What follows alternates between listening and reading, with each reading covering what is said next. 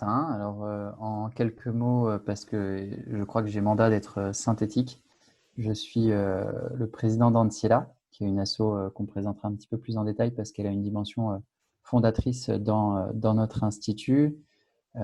J'ai à côté de cet engagement Anciela, qui est un engagement bénévole, j'enseigne dans le supérieur en économie sociale et solidaire, autour des enjeux de la transition écologique. Depuis 8 ans. J'ai commencé à enseigner à 24 ans après une année à, à monter Anciela sur du bénévolat à la suite de mes études à Sciences Po Lyon, où j'ai été pendant 5 ans.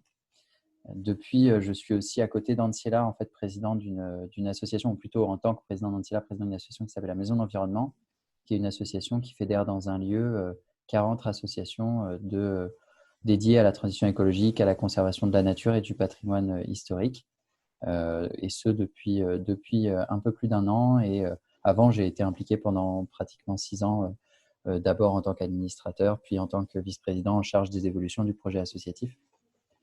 Et depuis un an, je suis avec une douzaine de personnes dans la fondation de cet institut de transition qui est issu de toute une réflexion au sein d'Anciela, de toutes les personnes qu'on accompagne depuis une dizaine d'années, depuis 6-7 ans, dans leurs évolutions de vie, portage de projets associatifs, entrepreneuriaux, engagement dans des associations, action autour de soi, dans la transition écologique et solidaire. Et dans toutes nos actions, on voyait émerger des personnes de plus en plus nombreuses qui avaient envie de mettre leurs compétences au service de la transition. Et il y a tout juste un an, on a eu une opportunité en termes de temps. Plusieurs d'entre nous qui étaient très investis dans un établissement en sont sortis. Et ça nous a amené à avoir du temps pour construire ce projet et s'y mettre. Et donc, en septembre dernier, on s'est réunis, on est parti et on arrive mi-juin avec les 2 premières promos qui sont presque au complet pour un programme qui s'appelle Nouvelle Voie et des promos qui arrivent aussi sur des formations qui sont plus courtes d'un programme qu'on appelle Inspiration. Donc, c'est assez vivant, c'est assez chargé. On est tous un petit peu fatigués parce que ça s'ajoute à nos activités associatives, professionnelles à côté. Mais c'est une aventure très chouette et qu'on va pouvoir partager là pendant ces 2 heures ensemble. J'ai terminé ma présentation, j'ai essayé d'être le plus synthétique possible. Je n'ai pas raconté toute mon enfance au Maroc, ni ma vie dans les quartiers populaires. Voilà, donc je pense que c'est la présentation la plus synthétique qu'on aura de Martin à retenir. Fanny, est-ce que du coup, pareil, tu peux nous dire quelques mots pour que ceux qui ne te connaissent pas ou qui ne t'ont pas eu en rendez-vous puissent te découvrir? Oui, ben, bonjour à tous et à toutes. Donc moi, je suis Fanny, comme Martin et Isabelle, je fais partie des cofondateurs de l'Institut Transition. Et avant de me lancer dans cette aventure, j'ai également fait Sciences Po il y a quelques années, comme Martin. Et donc, j'ai participé à la cofondation d'Anciela et depuis, je suis permanente à Anciela, dans laquelle je coordonne plus particulièrement notre pépinière d'initiatives citoyennes qui nous permet d'accompagner des personnes qui ont envie de lancer des initiatives associatives ou entrepreneuriales qui participent à la transition écologique et solidaire de notre société. Et à côté, je coordonne aussi notre pôle de formation où je développe des formations à destination de professionnels ou de responsables associatifs sur les thématiques qui sont nos cœurs de métier, c'est-à-dire comment est-ce qu'on provoque des prises de conscience sur les enjeux écologiques, comment est-ce qu'on donne envie d'agir et comment est-ce qu'on accompagne les engagements et les initiatives des personnes avec vraiment cette idée de pouvoir partager ce qu'on a l'impression d'avoir compris à toutes celles et ceux qui en auraient besoin dans leurs actions. Voilà, pour faire synthétique aussi. Ça marche. Et du coup, donc, vous l'aurez compris, moi, sur ce webinaire, je vais surtout faire l'animatrice, prendre vos questions et animer un petit peu toutes nos discussions. Et à la base, alors moi, pas du tout de ces domaines de la transition ou autre. Je viens du monde de l'industrie et avec un diplôme d'ingénieur mécanique. Donc, j'ai travaillé dans des entreprises plus classiques de développement de produits avant d'en voir les limites et justement de me dire comment est-ce qu'on pourrait faire ce métier d'ingénieur, de concepteur de produits, mais de façon plus responsable. Et du coup, j'ai fondé mon organisation qui s'appelle La Clavette et qui est sous une notion d'ingénierie positive. Donc, concevoir pour résoudre des enjeux sociaux en prenant compte de l'écologie et en s'appuyant sur la collaboration. Et en fait, cette vision de l'ingénierie, maintenant, je travaille avec des écoles d'ingénieurs où je fais des cours sur ces sujets-là, où on essaye de lancer des projets qui vont être un peu main dans la main avec des entrepreneurs sociaux. Et ça va être aussi auprès d'entreprises, donc les entreprises industrielles qui essayent de se renouveler ou les personnes à l'intérieur de ces entreprises qui essayent de faire bouger les choses. Ça va être des personnes avec qui je vais être souvent en échange. Et depuis l'année dernière, donc quand Martin m'a parlé de l'Institut, en fait, je me suis dit que c'était intéressant de rajouter un peu cette corde parce qu'on se rend compte, alors moi je suis beaucoup en contact avec plutôt des profils d'ingénieurs, mais des profils qui vont avoir 20, 30, 40, 50 ans, 60 ans et qui me contactent en me disant bah, en fait j'aimerais bien transitionner, mais je ne sais pas trop où aller pour me former, je ne sais pas comment faire pour un peu changer du métier que j'ai toujours fait. Et à l'époque, j'avais pas de réponse et j'en étais assez frustrée. Et c'est pour ça que quand Martin m'a parlé de l'Institut l'été dernier, je me dis bah, c'est parfait, ça répond un peu à un problème que j'ai identifié. Et qui plus est, ça rejoint une équipe que je sais est pertinente. Enfin, ce que je dis toujours, c'est un projet assez fou, mais si c'est pas cette équipe qui arrive à le faire sortir, personne n'arrivera à le faire sortir sur le territoire lyonnais, concrètement. Et donc voilà, c'est pour ça qu'on travaille sur ça, comme vous disiez Martin et Fanny. On a pas mal de choses à faire, mais ça avance bien. Et en tout cas, rien que le signe que vous soyez là, c'est déjà positif.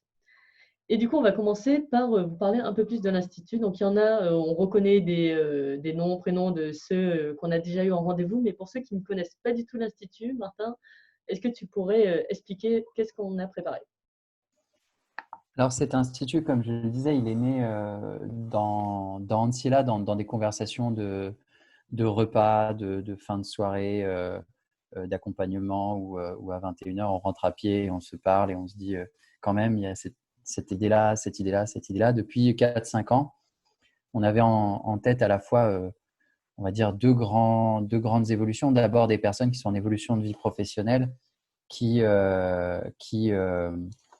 ont envie de mettre leurs compétences au service de la transition et qui ne trouvent pas, comme le disait bien Isabelle, qui ne trouvent pas d'espace pour être accompagnés au regard de qui ils sont et d'un accompagnement personnalisé pour qu'ils arrivent à donner le meilleur d'eux-mêmes. Ce que nous, on pouvait vivre par ailleurs dans Anciela, dans nos autres démarches, avec la pépinière, on accompagne les porteurs d'initiatives, avec les envies d'agir, on accompagne des engagements citoyens, avec les ambassadeurs, on accompagne les personnes à agir dans leur quartier, dans leur immeuble. Et on se disait, il y a une brique qui manque sur cet enjeu-là avec les personnes en évolution de vie pro. Et une deuxième dimension qui était tous les professionnels qu'on croisait au jour le jour qui nous disaient, mon métier me convient, je me sens utile comme urbaniste, comme architecte, comme ingénieur, comme enseignant, comme restaurateur. Par contre, il y a des briques qui manquent. Il y a des sujets sur la transition écologique et solidaire où j'aimerais me former pour être plus pertinent dans mon métier. Je suis architecte et je me pose la question de la nature en ville. Si je n'ai pas d'espace pour me former, je dois me former par moi-même, je bidouille en allant sur Internet, en rencontrant des personnes. Ce n'est pas suffisant. Ça ne me permet pas de me mailler avec un territoire, des acteurs, des associations, découvrir des savoirs, me plonger dedans. Pareil, si je suis urbaniste et que je m'interroge sur les tiers-lieux qui pourraient naître dans mon quartier sur lequel je suis en train de travailler avec telle ville ou telle ville, je ne vais pas avoir une formation qui va me permettre de me plonger dans ce que c'est qu'un tiers-lieu de quartier et ses dynamiques et les outils à déployer. Et donc, on avait cet autre enjeu-là où on s'est dit il faut qu'on propose des formations. Ça, c'était un peu dans les caisses depuis les cartons depuis 3-4 ans. Et quand on a eu cette opportunité, on a toujours enseigné dans plusieurs établissements ou d'intervenir dans différents endroits de la vie professionnelle des personnes, des espaces de formation que l'on peut trouver. Quand on a été très investi dans une école d'enseignement supérieur où la collaboration s'est rompue cet été. Et donc, il y a un temps qui s'est libéré. Et alors qu'on n'avait pas prévu de se lancer en septembre 2019, on avait même plutôt prévu de ne surtout pas se lancer en septembre 2019. Cette opportunité-là nous a convaincus que c'était le moment et qu'à un moment, si on n'y arrivait pas dans des établissements traditionnels parce qu'il y avait trop de verrous, il fallait qu'on crée un établissement ensemble avec d'autres acteurs du territoire, mais qui correspondent à ce qui nous semble tout à fait légitime. Ce qu'on va vous dire, c'est ce qui nous semble tout à fait pertinent, tout à fait légitime. On ne s'est donné aucune contrainte.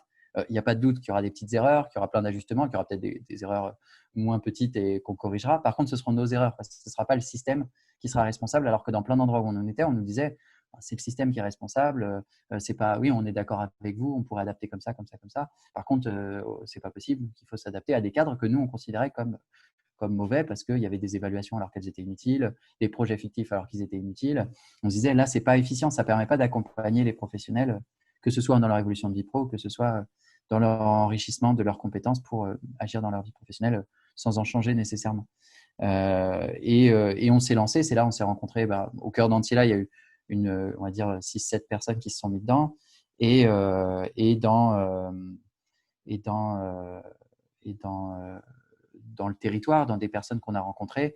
D'abord un cœur d'équipe c'est là on s'est eu avec Isa, avec Clémentine qui est la fondatrice d'une association autour de la consommation responsable qui s'appelle The Greener Good, avec une variété de personnes et avec une équipe ouverte d'une 60aine de personnes qui sont des professionnels, des enseignants-chercheurs, des militants associatifs et toutes ces personnes partageant à la fois des compétences, un certain engagement fort sur les enjeux de transition écologique et solidaire, et en même temps un regard porté sur les autres qui pour nous était fondateur. C'est-à-dire que ce qui est fondamental à Antilla dans notre pratique, c'est qu'on pense que chaque personne a de la valeur, que chaque personne a quelque chose à apporter à la société et qu'on ne regarde pas les gens comme un ensemble de trous à remplir pour qu'ils tiennent la route, pour pas que le bateau coule, mais comme des personnes qui ont une immense richesse qu'on peut aider à grandir. C'est ce qu'on vit en fait au jour le jour dans le terrain, et que dans les 60 enseignants qui sont professionnels, accompagnateurs, chercheurs qui sont engagés, on a toujours retrouvé cet ADN-là, ce regard-là qui était porté sur les personnes qui vivent dans notre société. Et l'aventure a commencé comme ça. Ce qui nous a amené en fait aux 3 programmes presque naturellement qui sont ceux de notre institut. Inspiration qui est autour de formation de 18 à 36 heures pour nourrir les professionnels pour qu'ils passent un cap sur des enjeux qui leur paraissent importants et qui peut être des médecins, des infirmiers, des architectes, des urbanistes, des boulangers. En fait, se dire, j'ai besoin de passer un cap sur un défi qui me semble décisif dans ma vie professionnelle ou dans mes engagements citoyens très avancés, si je suis président de conseil de quartier, si je suis administrateur d'une fédération d'associations ou si je suis président ou présidente d'une association avec telle ou telle mission, je me dis, ah mais là, attends, c'est quand même important que je me forme. Je vais venir me former parce que je vais pouvoir mettre en œuvre des actions qui feront que la transition écologique et solidaire de notre société, elle pourra avoir lieu parce qu'elle est décisive. Aujourd'hui, on ne peut plus se permettre, on a 10 ans. La transition, c'est 10 ans pour réussir. Sinon, les dérèglements du climat et l'érosion de la biodiversité sont tellement irréversibles qu'on aura des difficultés considérables à restaurer, à réparer les dégâts qu'on aura causés. Alors qu'encore aujourd'hui, il est temps. On a le temps on a le temps. Il est le temps de la transition et il faut s'y mettre. Et c'est là que notre vie professionnelle, elle est engagée. Donc, c'était un point important dans Transition pour accompagner, avec l'Institut Transition, pour accompagner avec le programme Inspiration tous les professionnels qui auraient envie de se former et d'avancer. Et deuxième programme qui est Nouveaux métiers, qui est de dire il y a des nouveaux métiers qui émergent. Donc, celui-là, il sera ouvert qu'en 2021. Épicier autrement, cuisinier autrement, jardinier autrement, gardien d'immeuble autrement. Et de dire là, c'est des métiers qui ont une immense valeur en termes de transition écologique et solidaire, qui sont décisifs pour la société du XXIe siècle, mais qui ont souvent été des métiers abîmés au XXe siècle, de pouvoir montrer à quel point ils sont décisifs, permettre de rencontrer tous les nouveaux modèles et à des personnes de se lancer, soit comme futurs entrepreneurs, soit comme futurs professionnels salariés, dans ces métiers-là, pour y apporter leur pierre, alors qu'on n'y penserait pas nécessairement, ou qu'on n'aurait pas forcément les billes. On se dit épicier, mais je ne sais pas par quel bout le prendre. Là, de pouvoir voir qu'une épicerie peut être un tiers-lieu alimentaire particulièrement extraordinaire pour fabriquer de la transition dans un quartier. Et le troisième programme, que celui qu'on va présenter plus en détail, qui est Nouvelle Voie, qui a été la porte d'entrée en fait, qu'on avait en tête depuis 3-4 ans, de se dire on va accompagner des gens à évoluer. Et Fanny le présentera plus en détail après, puisque c'est encore aujourd'hui l'objet des webinaires qu'on propose, le dernier webinaire qu'on propose sur ce sujet-là. Et il y aura d'autres webinaires plutôt sur les programmes, sur les formations qui sont proposées dans Inspiration qui arriveront plutôt en septembre. Ça marche. Alors, on a la remarque de Mathilde qui disait « Martin, si tu parles un peu trop vite, on a 2 heures. » C'est une habitude à prendre. C'est vrai qu'on a tendance, enfin, surtout que ce soit Martin et moi, souvent on parle beaucoup et on peut parler vite. On va faire un effort pour essayer de ralentir. Et c'est vrai que par la vidéo, des fois, ça peut rajouter en plus ce côté très speed. Donc voilà, on va faire en sorte d'articuler pour que ça soit plus agréable pour tout le monde. Alors, donc tu parlais un peu du sentiment d'urgence de 10 ans pour faire la transition. Et on a remarqué avec les échanges qu'on a eus avec ceux qui aimeraient s'inscrire à l'Institut qu'il y a souvent cette question de je suis dans une organisation, je me pose des questions, je ne sais pas si rester dans cette organisation, c'est le mieux, je veux contribuer à la transition. Donc, comment savoir si on est à une position qui serait utile face un peu à ce temps limité finalement?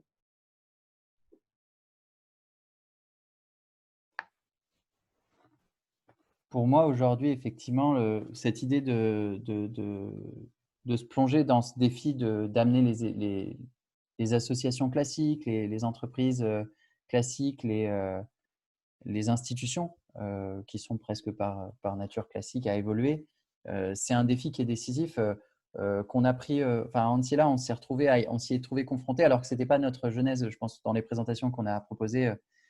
Tant Fanny que moi, on a démarré très tôt dans le monde de la transition. C'est-à-dire qu'on n'a pas, nous, eu en tant que personne à mener la transition dans des organisations. Alors, en tant que président de la Maison de l'Environnement, je me retrouve d'un certain point de vue à mener la transition dans une organisation qui m'échoit, qui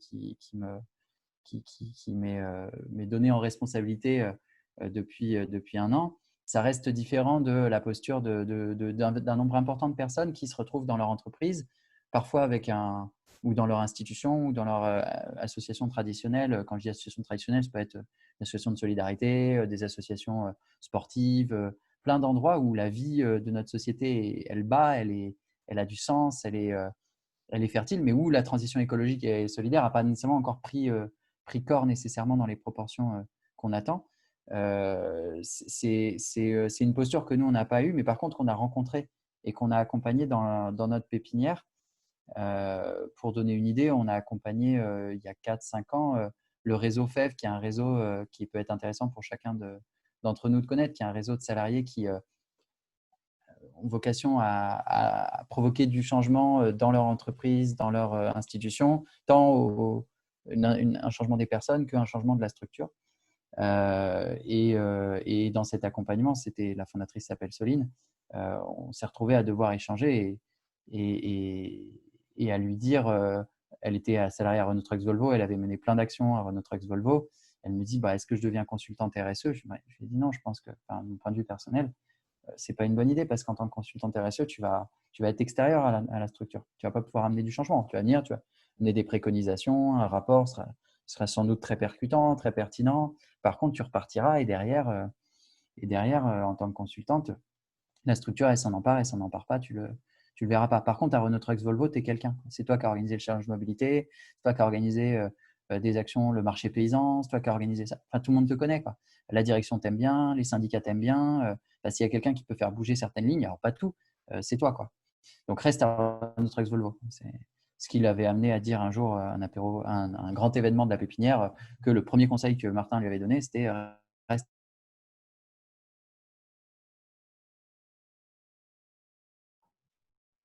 Petit temps de bug, le temps qu'on retrouve Martin. Donc dans l'idée, oui, Soline qui est quelqu'un qu'on a en CELA, du coup, qui a vraiment ce côté de se dire, voilà, quand on est quelqu'un dans une entreprise, qu'on est écouté, ça change de position. Martin, est-ce qu'on te retrouve?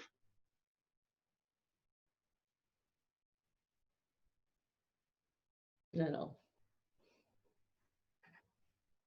on va voir un petit temps. Alors du coup, en parallèle, merci à David qui nous a fait la communication du réseau FEV. Pour ceux qui... Pardon. C'est bon, on t'a retrouvé. Alors, tu étais en train de parler C'est de mon la position Internet de qui a des petits bugs. Donc, je disais, voilà, ça a été, et Soline et d'autres ont été des rencontres de personnes qui, dans leur entreprise, essaient d'amener du changement.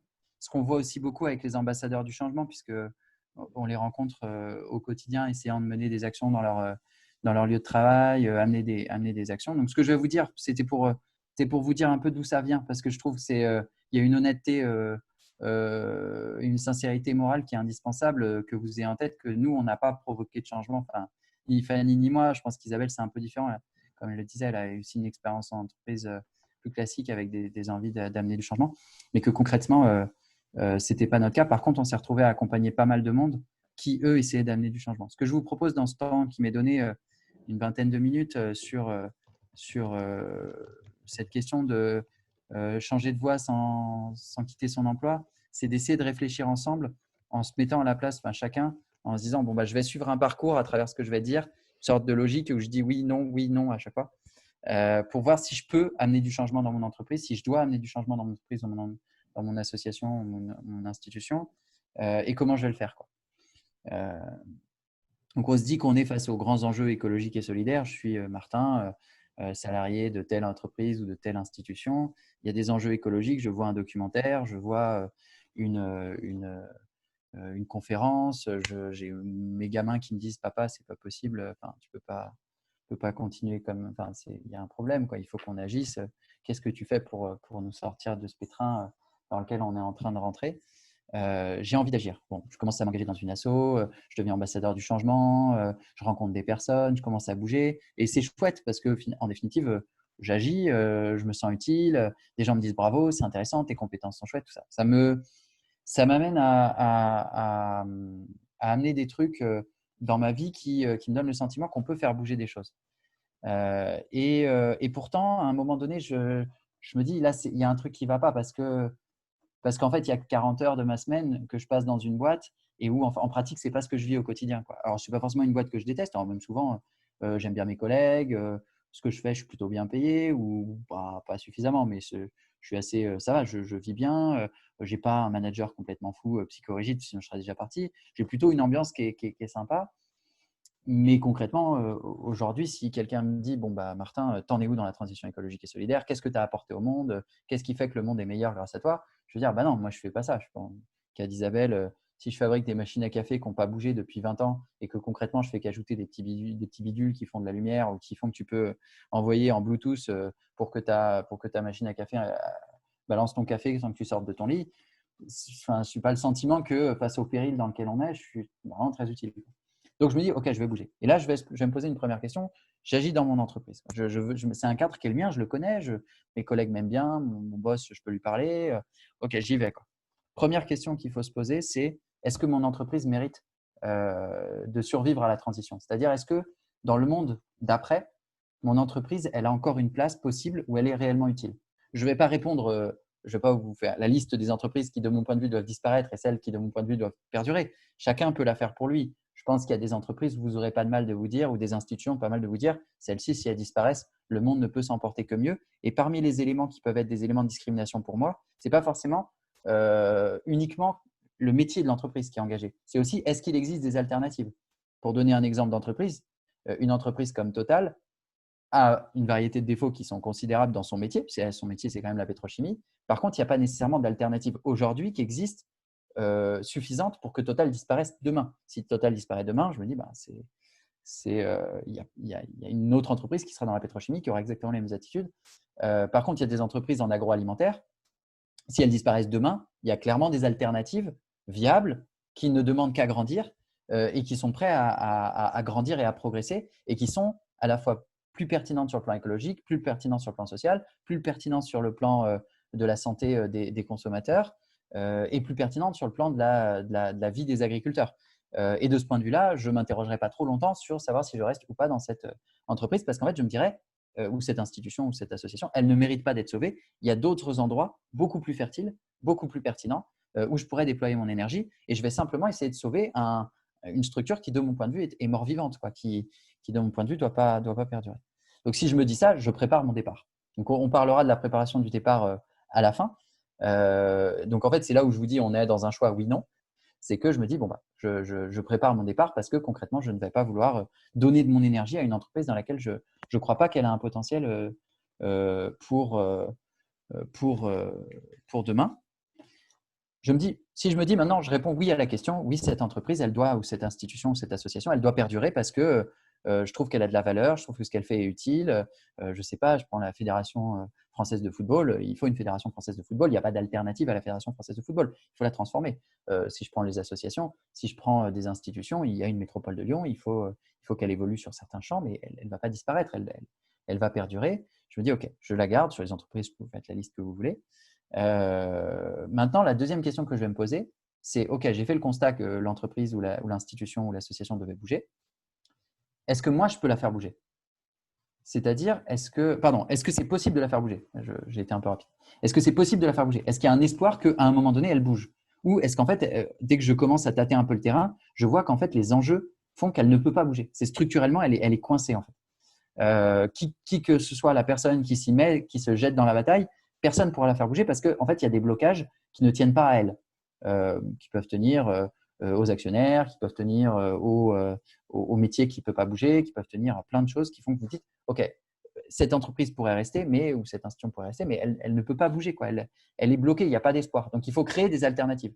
Il faut que des alternatives naissent, se développent, sinon on va dans le mur. Donc, ce qui était peut-être un raisonnement chez des gens qui étaient sur les énergies renouvelables et qui étaient chez EDF, à un moment donné, vous ne pouvez pas croire décemment que EDF est en train de développer les énergies renouvelables à 200% quand tout le fric d'EDF est englouti par un réacteur nucléaire à Flamanville.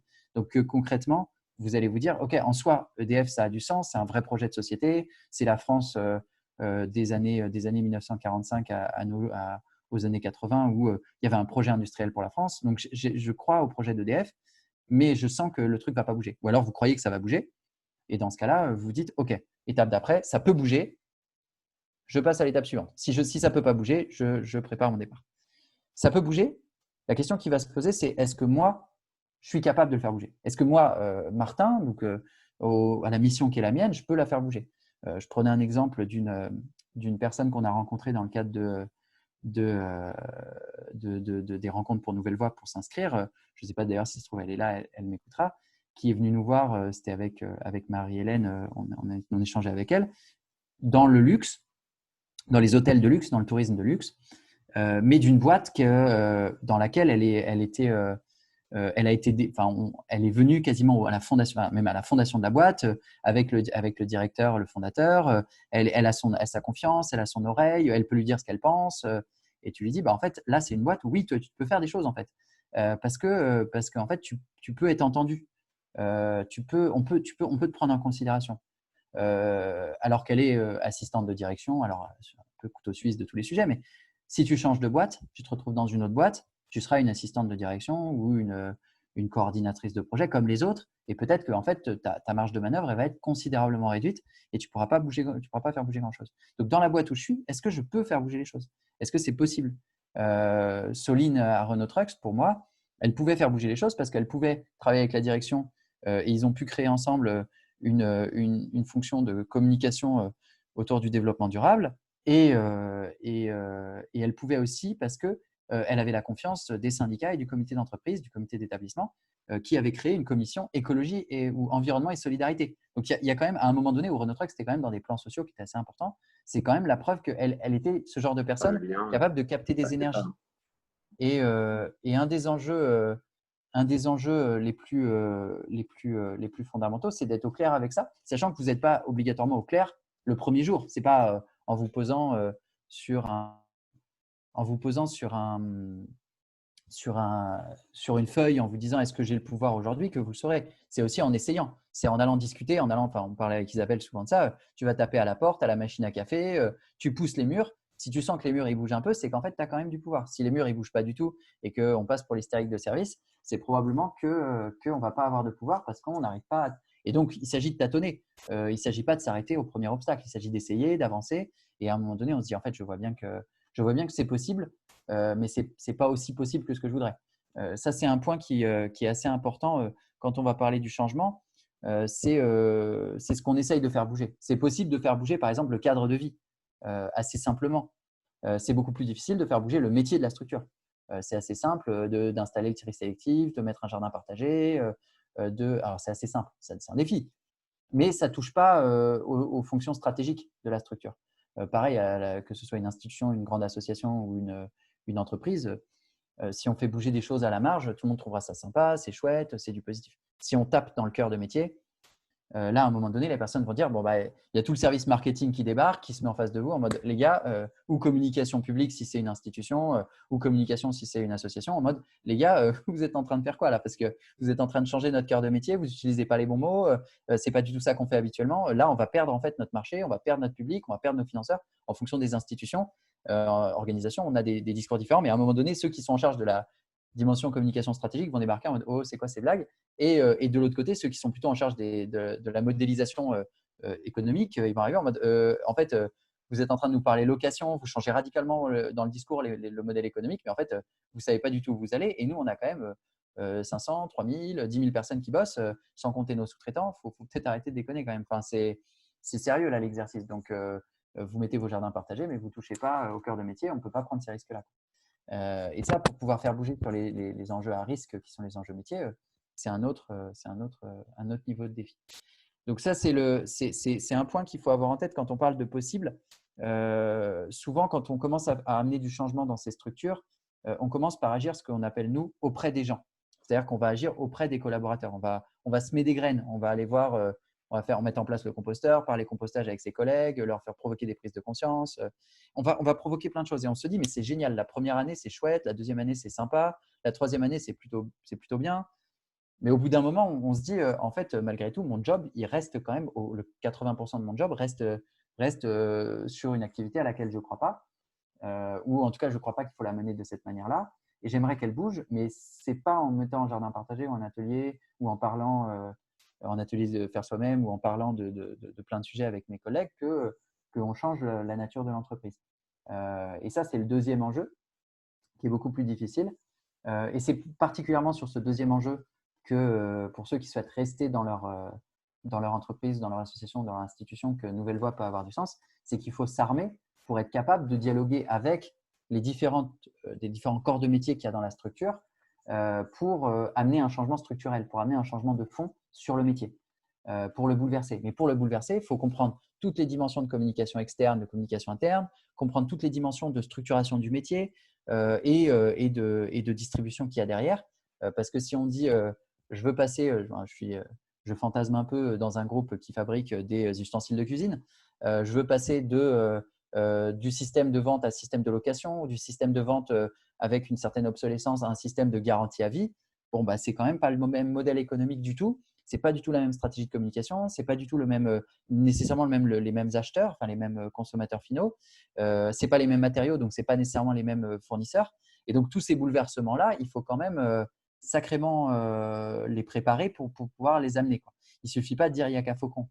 Et du coup, c'est là où, par exemple, à travers Nouvelle Voie, il y a plusieurs personnes qu'on va accompagner pour se donner les ressources pour être capable de convaincre le service achat, de convaincre le service marketing, de convaincre les services qui sont en atelier, quoi, s'il y a encore des services en atelier. Enfin, c'est toutes ces dimensions-là qu'on va prendre en compte.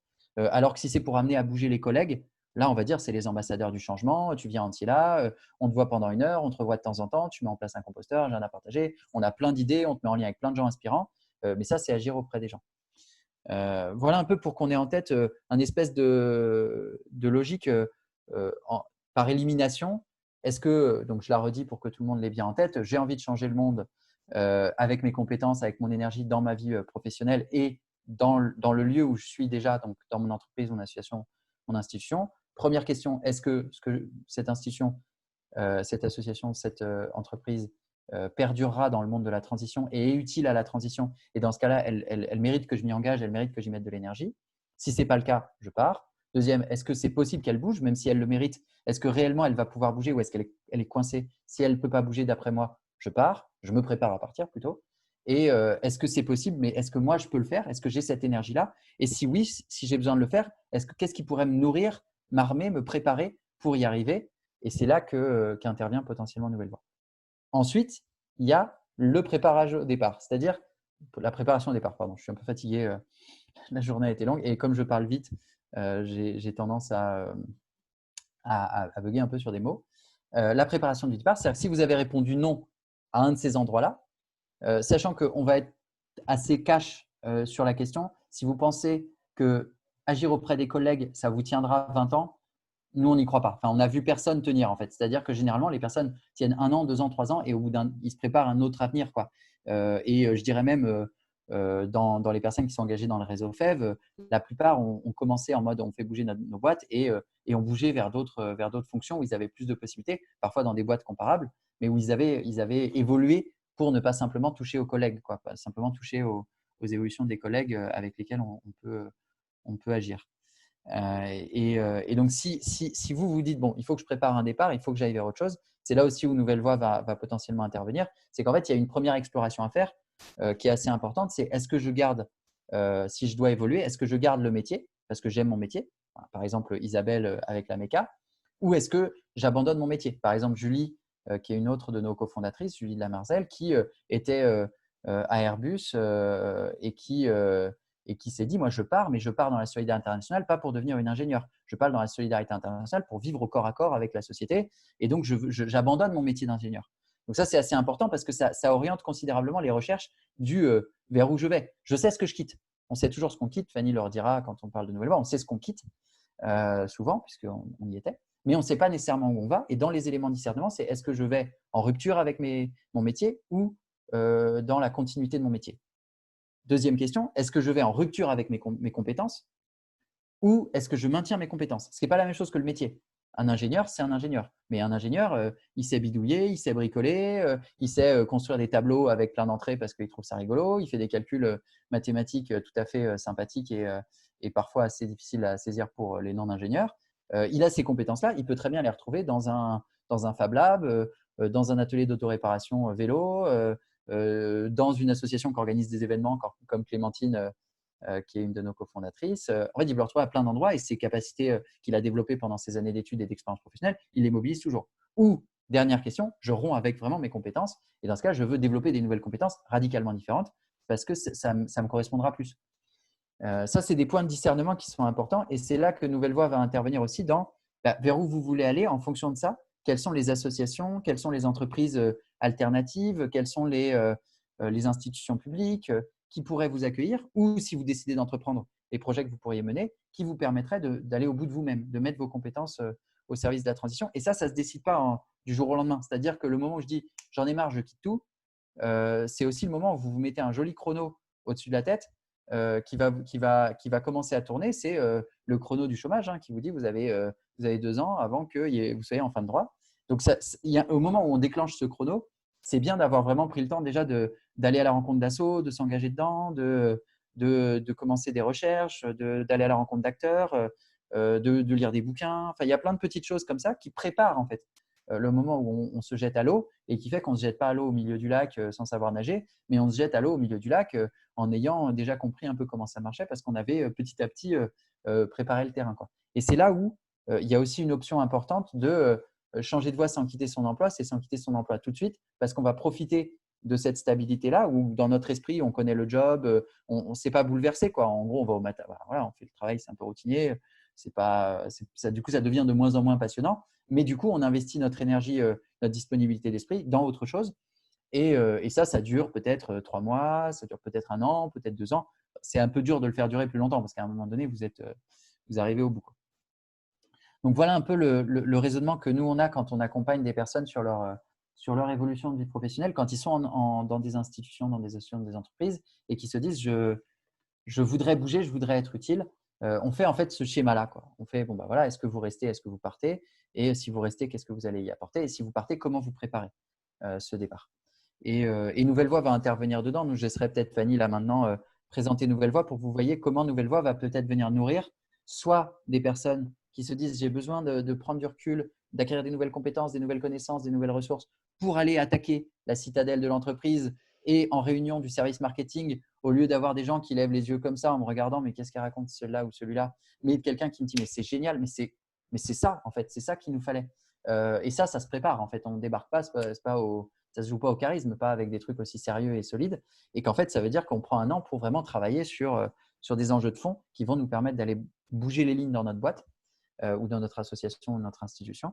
Et de l'autre côté, sinon, préparer le départ et Nouvelle Voie va permettre une exploration, un approfondissement et être un tremplin vers l'entreprise, l'association ou l'institution qui nous accueillera en disant mais c'est chouette, tu as fait tout ce chemin-là et là tu nous intéresses parce que si je suis ingénieur méca et que je dis je veux aller dans l'environnement et que rien dans mon CV le dit, bah, en fait concrètement il n'y a aucune boîte il n'y a aucune une association, aucune entreprise qui va me prendre moi par rapport aux autres parce que tout simplement il n'y a rien dans mon CV qui dira que j'ai eu envie de me former, j'ai eu envie d'aller vers, j'ai eu envie de donner du temps pour la transition écologique. Donc, je ne suis pas plus remarquable que les 300 ingénieurs projets que je vois débarquer à Antiella en mode que ce soit en porteur d'initiative, en bénévole, en mode je suis ingénieur projet, je fais un peu tout faire. Du coup, je peux être utile pour vous. Tu dis ouais, en fait, vous êtes un peu des produits préfabriqués. Oui, c'est très bien, mais qui t'es toi en fait? Qui t'es en tant que personne? Qu'est-ce qui te passionne? Qu'est-ce qui te branche? Et si c'est ça le mandat de l'Institut, fondamentalement, et surtout de Nouvelle Voie, c'est d'aider des personnes qui sont un amas de compétences à devenir quelqu'un, c'est-à-dire à pas être pris que sur les compétences, mais être pris sur beaucoup plus que ça. Et ce beaucoup plus, c'est ce qu'on a apporté à la société. Et Nouvelle Voie est là pour venir nourrir ce qu'on a apporté à la société. Pour Isabelle, c'est peut-être plutôt les low-tech. Pour moi, c'est plutôt pour Isabelle aussi, mais l'accompagnement des personnes dans la révolution de vie. Pour d'autres, ce sera les personnes migrantes. Pour d'autres, l'agriculture et tout ce qui pousse dans un champ. Chacun aura ses trucs et il mettra des choses, mais ça sera ce qu'on a à dire, quoi, ce qui nous correspond. Et c'est là où Nouvelle Voie intervient. Et je m'arrête, je laisse Fanny présenter. Oui, de toute façon, l'idée, c'est que, donc vous avez vu, c'est un peu des questions qu'on n'est pas trop habitué à se poser finalement quand on réfléchit à est-ce qu'on reste ou pas dans son organisation.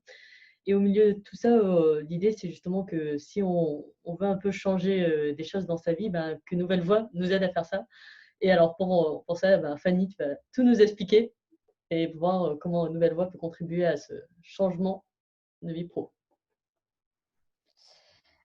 Oui, donc en fait, pour vous réexpliquer, donc comme Martin et Isabelle l'ont déjà dit à plusieurs fois, à plusieurs reprises, Nouvelle Voie, c'est un programme qui s'adresse à toutes les personnes qui ont envie de mettre leur temps, leurs compétences, leur énergie au service de la transition et qui ont besoin de prendre un temps significatif pour avancer dans ce processus-là. Donc, pour vous expliquer un peu comment le programme est composé, il est composé de 4 briques qui correspondent à des choses qui nous semblent intéressantes de pouvoir nourrir quand on a envie d'évoluer professionnellement vers la transition. Ces 4 briques, en fait, on les a pensées en se basant sur ce qu'on avait remarqué en fait chez un certain nombre de personnes qu'on avait pu accompagner et en réalisant aussi un projet de recherche sur les personnes qui avaient déjà évolué professionnellement pour essayer de comprendre quels étaient leurs besoins, quels avaient été les leviers aussi et les freins de leur évolution pour essayer de capitaliser là-dessus et de proposer le programme qui ait le plus de sens possible. Alors, pour vous présenter les 4 briques, et puis de toute façon, vous pourrez nous poser des questions juste après. La première brique, donc merci Isa, c'est un mémoire de recherche accompagné. Alors, le mémoire de recherche, pour nous, c'est quoi? C'est la possibilité, en fait, pour les apprenants de Nouvelle Voie de pouvoir choisir un sujet qui les passionne et sur lequel ils auraient envie d'évoluer professionnellement. L'idée, c'est qu'en fait, tout au long de l'année, ils puissent faire des lectures, réaliser des rencontres pour se constituer une vraie vision et une vraie réflexion de ce thème et pour avoir une occasion en fait, d'aller rencontrer des personnes qui pourraient être leurs futurs employeurs et pour pouvoir finalement être reconnus d'eux. Donc, l'idée du mémoire, ce n'est pas un exercice académique comme on peut le faire en fait au cours de son parcours universitaire. C'est vraiment ce que nous, on appelle un objet transitionnel. C'est en fait une occasion de creuser un sujet et de creuser en soi-même pour vraiment aller assez en profondeur dans le sujet sur lequel on aurait envie de contribuer et là où on voudrait vraiment apporter ce qu'on a apporté à la société, comme le disait Martin juste précédemment. Donc voilà, ça c'est la première brique. Et pour aider les accompagnements dans ce processus de réflexion et de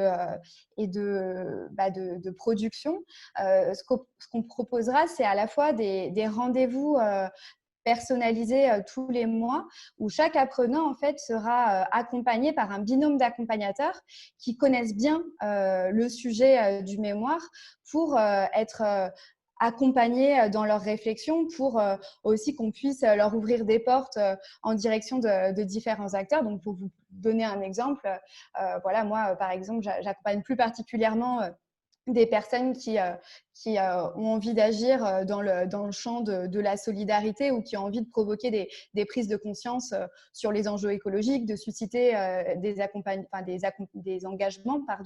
Et moi, je pourrais accompagner plus particulièrement ces personnes-là en essayant de les aider à avancer sur dans leur réflexion et sur leur questionnement. Voilà, ça c'est la première chose qu'on met en place pour permettre aux personnes d'avancer.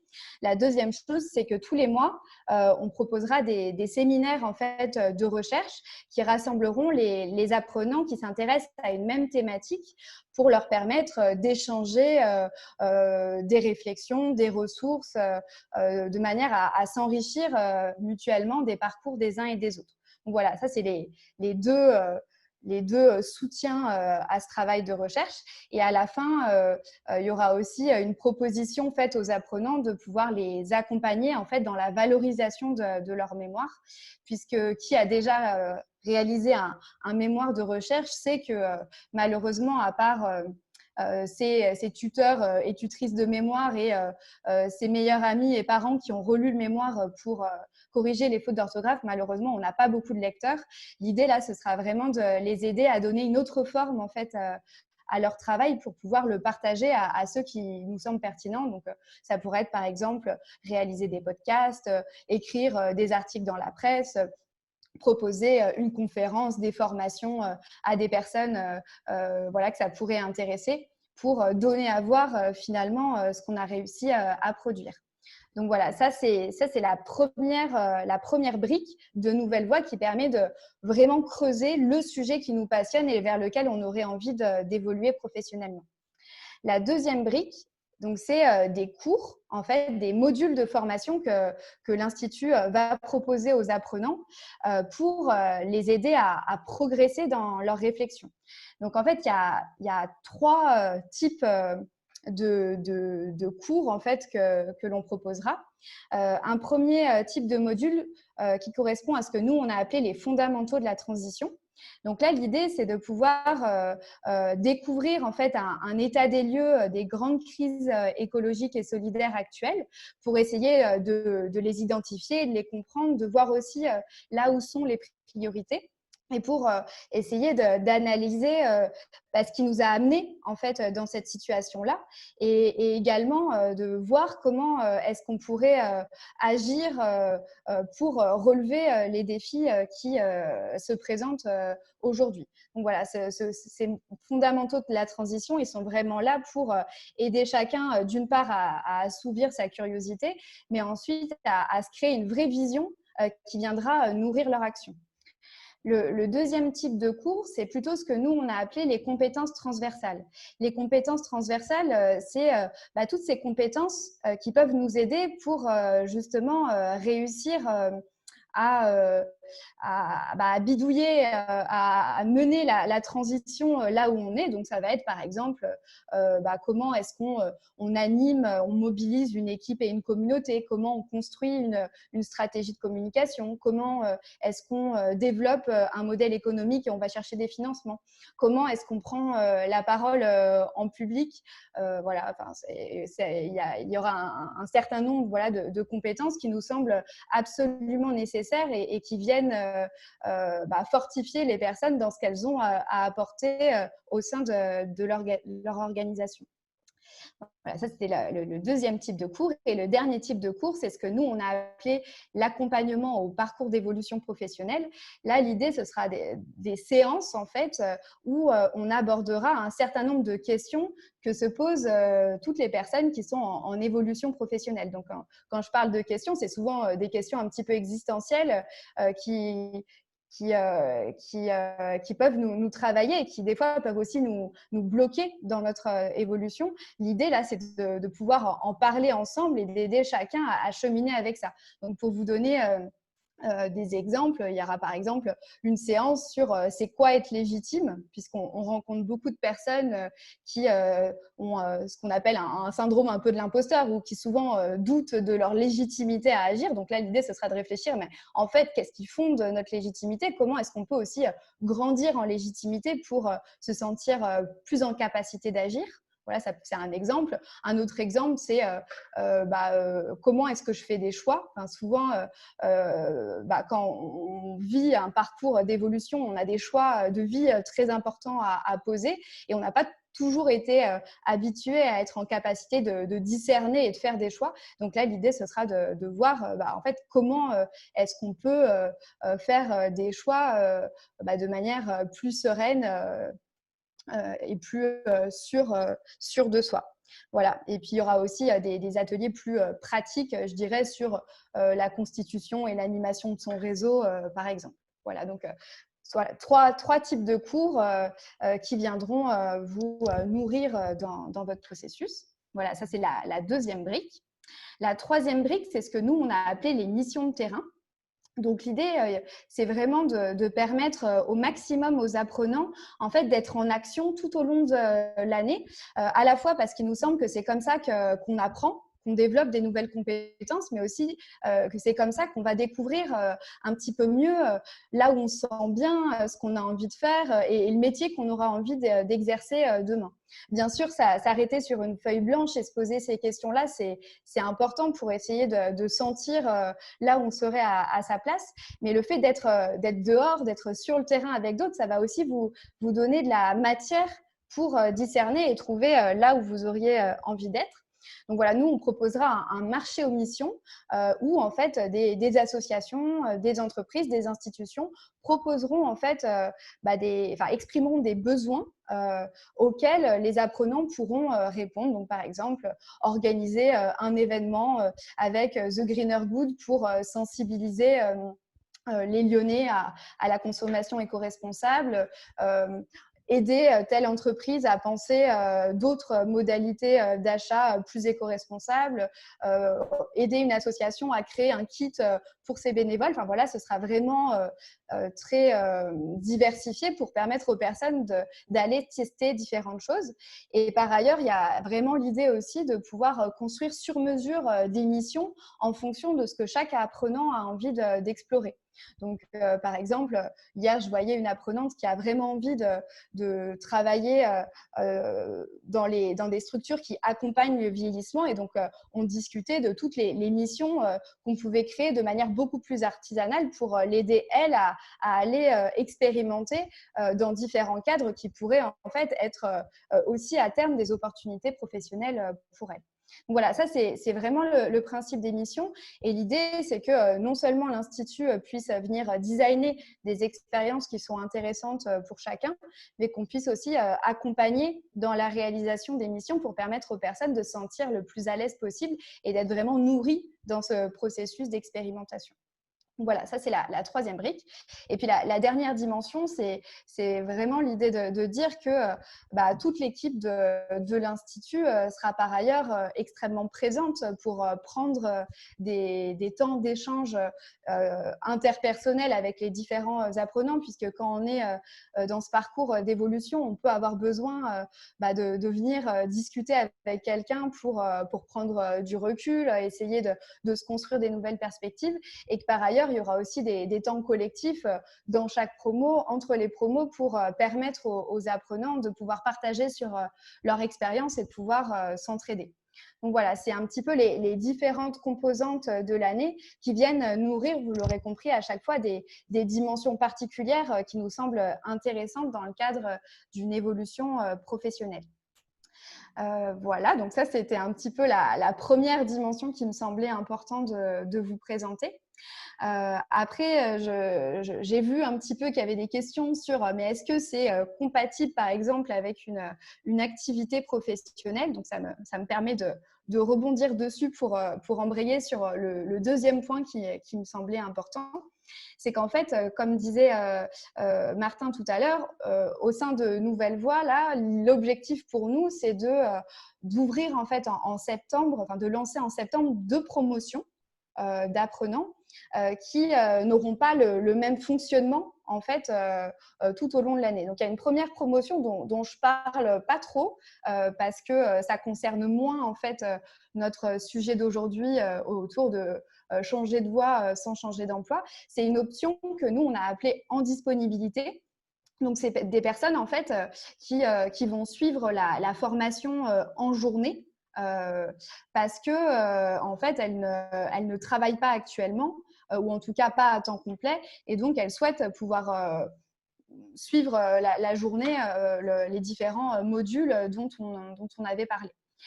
Donc là, l'idée, c'est qu'ils auront l'essentiel des cours en fait d'octobre à mars, les jeudis et vendredis. Et puis, autour de ça, des missions de terrain, le temps de recherche sur le mémoire qui viendra remplir le reste de l'année. Donc ça, c'est pour des personnes qui ne travaillent pas. Il y aura une deuxième promotion et donc c'était un petit peu là-dessus qu'on avait envie d'insister avec vous ce soir, qui s'appelle En activité et qui là s'adresse à des personnes qui potentiellement sont dans un emploi qu'elles ne souhaitent pas quitter tout de suite ou ne souhaitent pas quitter du tout. Et donc là, l'idée, c'est que le rythme qui est proposé pour Nouvelle Voie soit compatible avec cette activité professionnelle-là. Donc, l'idée, en fait, c'est que pour le coup, les cours, en fait, soient lissés tout au long de l'année, donc de octobre à juin, et en fait, se répartissent de la manière suivante.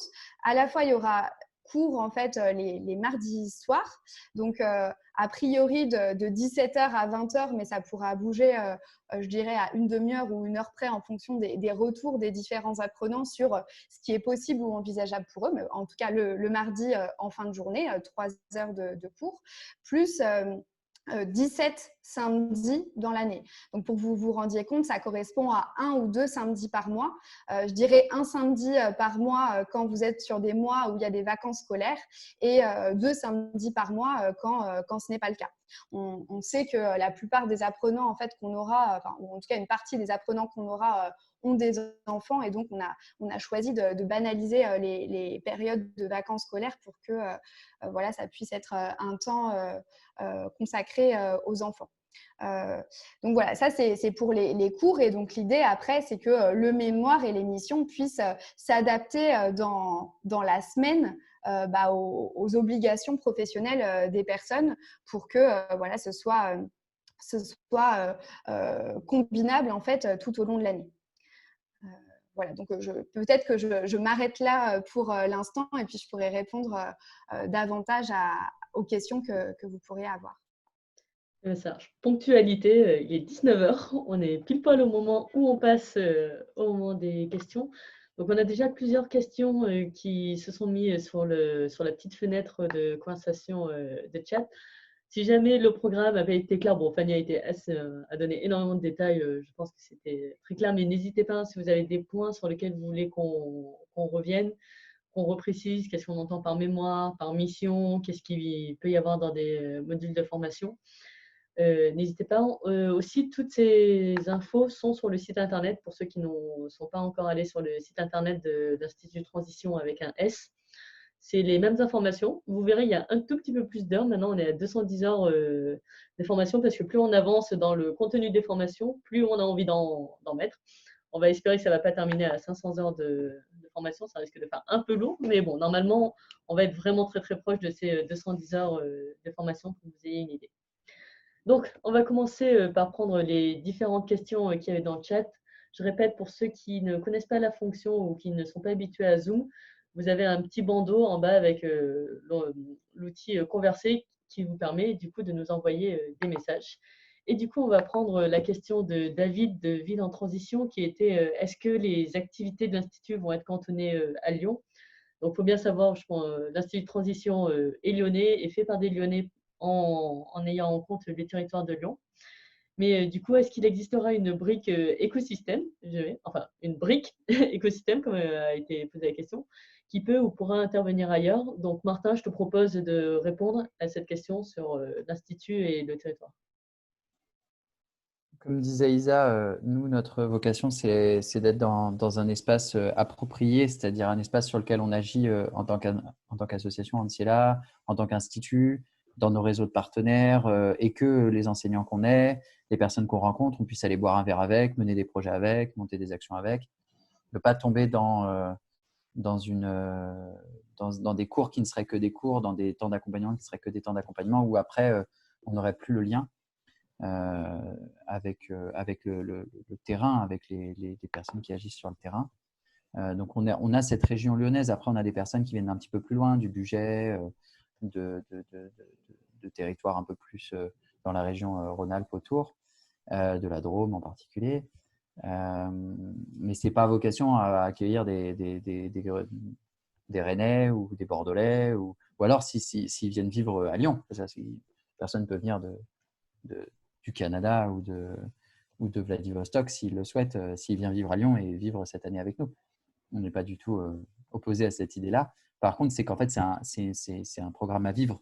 Il n'y aura pas de visio, à part si on subit une seconde vague de confinement et qu'on doit décaler en visio des temps.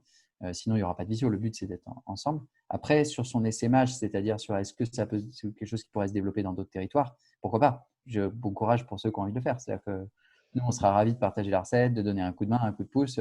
On n'a pas du tout envie de monter un institut de transition à Nantes ou un institut de transition à Lille, quoi. Par contre, on serait très content que des acteurs lillois ou nantais ou rennais s'emparent du sujet, se disent « Ah, mais nous aussi, on pourrait créer ça, comment on peut le faire ?» Et là, vraiment, on sera ravis de prendre du temps bénévolement pour aller les aider à le monter, les accueillir ici, et qu'ils le montent à leur sauce, quoi. Parce que c'est un institut qui est ancré dans un territoire, avec une pratique qui est celle du territoire, connecté à des associations qui ont une culture, une vision, des pratiques. Dans un autre endroit, ça doit nécessairement avoir une forme différente. Et pour compléter, donc alors David précisait, est-ce qu'il y aura des cours un peu avec une brique écosystème national et communauté? Communauté, en tout cas, ça fait partie des cours qu'on a prévus dans des compétences transversales, si je ne me trompe pas. Mais voilà, c'est des thématiques qu'on aborde et qui, bien sûr, font partie des métiers pour la transition. Ça répond aussi un peu à une question, Mathilde, que vous avez sur les 17 samedis, est-ce qu'il se passe à Lyon ou à distance? Donc voilà, là, on commence à être un peu habitué aux visio, mais je vous avoue que toute l'équipe, on est plutôt ravis de plutôt imaginer l'Institut en présentiel.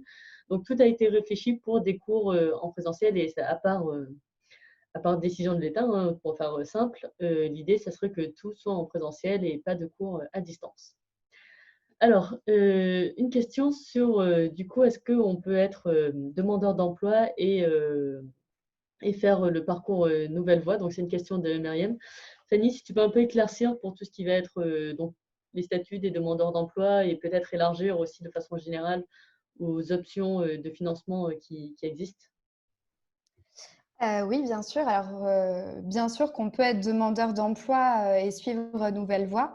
Je dirais que c'est même quand même une part assez significative des personnes qui sont déjà inscrites, notamment dans le cadre de l'option en disponibilité, où les personnes sont souvent en recherche d'emploi, que ce soit depuis un petit moment ou de manière plus récente. Et donc, elles vont profiter de ce temps-là pour pouvoir avancer dans leur reconversion ou dans leur évolution professionnelle.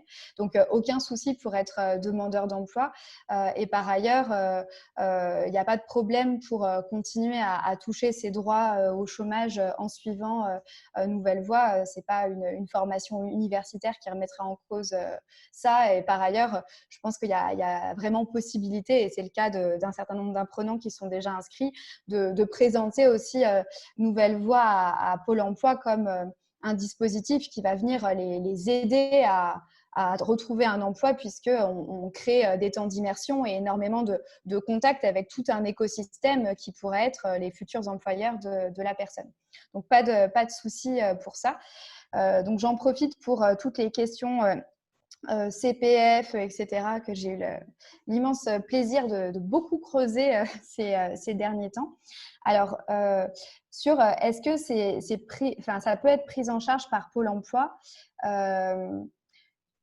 ce qu'on a tendance à dire aux personnes, c'est que c'est possible, mais que c'est très, très peu probable. Alors, je m'explique, c'est que les retours, nous, qu'on a eus de Pôle emploi, c'est que Pôle emploi, en fait, dispose d'une enveloppe de fonds pour la formation, qui est une enveloppe qui est limitée, et que donc, par conséquent, il y a quand même une tendance des conseillers Pôle emploi à flécher en priorité ces fonds-là à des personnes qui n'auraient pas du tout en fait de formation et qui auraient donc des grosses difficultés à accéder en fait au marché du travail.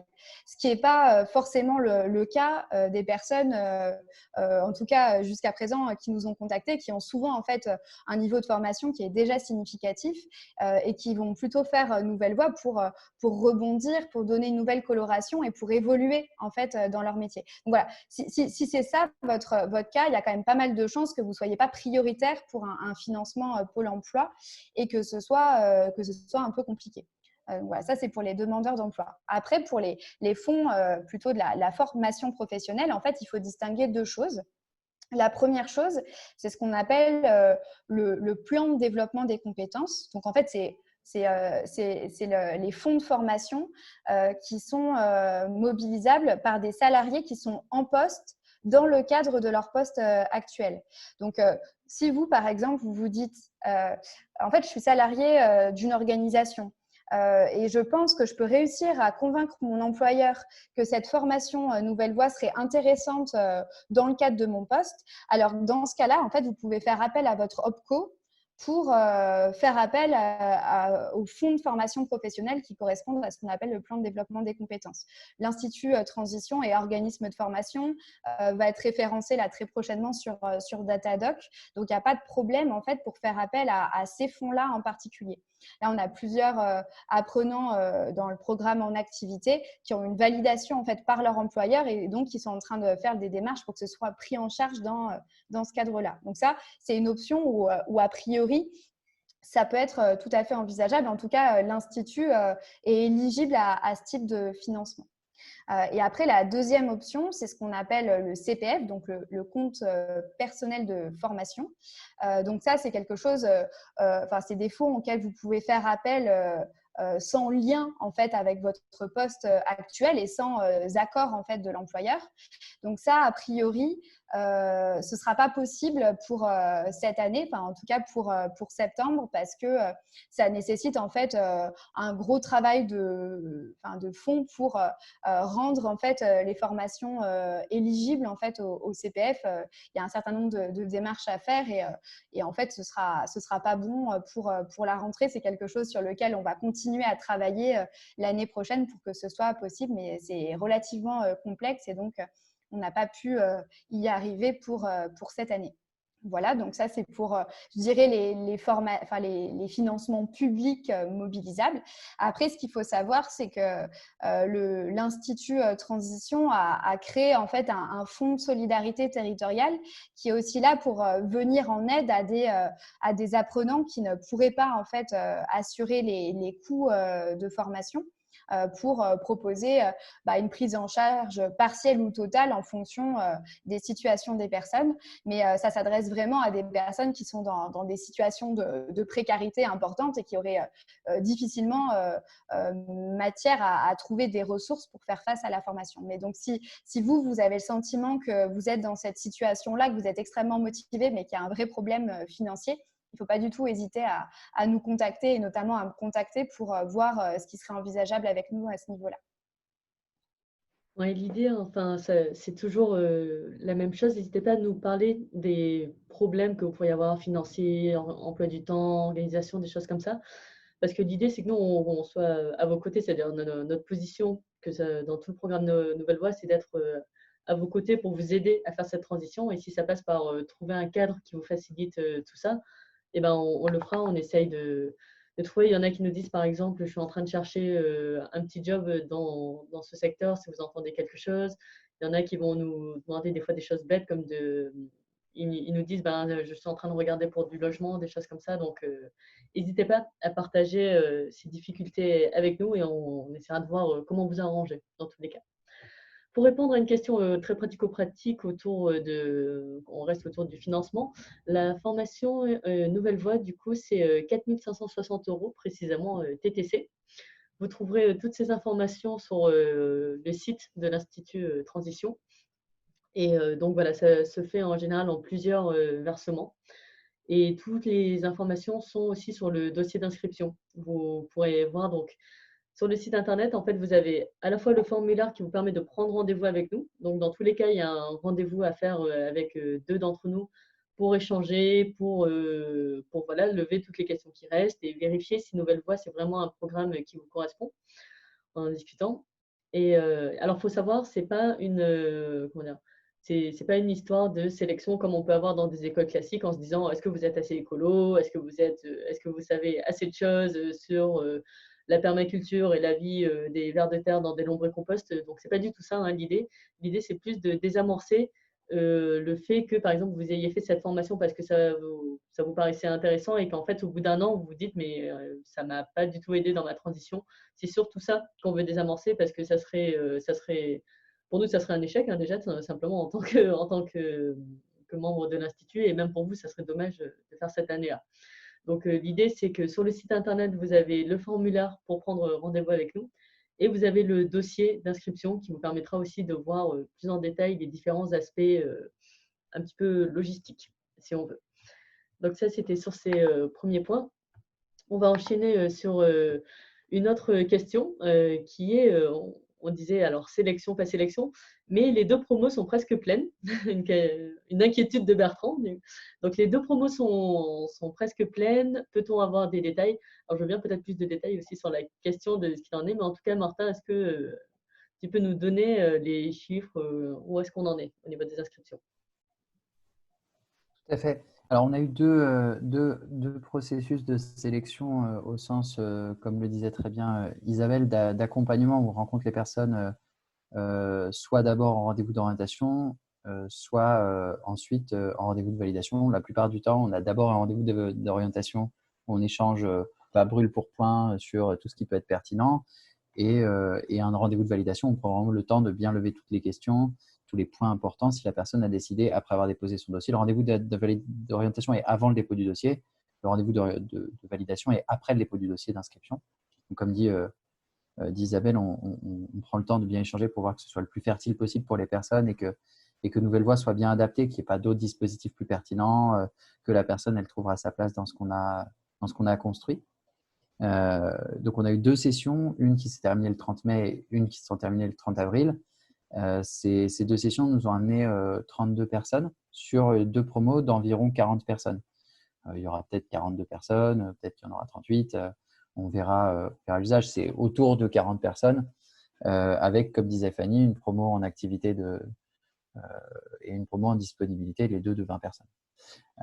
Donc aujourd'hui, on a bien rempli la promo en disponibilité. Il reste quelques places et il reste un petit peu plus de place sur la promo en activité. Donc, il reste une dizaine de places en considérant que peut-être une ou deux personnes n'iront pas au bout de la procédure parce qu'il leur arrivera un truc d'ici là, changeront radicalement d'avis. On a la validation des inscriptions, mais les conventions ne sont pas encore signées. Donc, pas toutes les conventions sont encore signées. Donc, on a un peu de marge, mais on est autour d'une dizaine de personnes, d'une dizaine de places encore disponibles.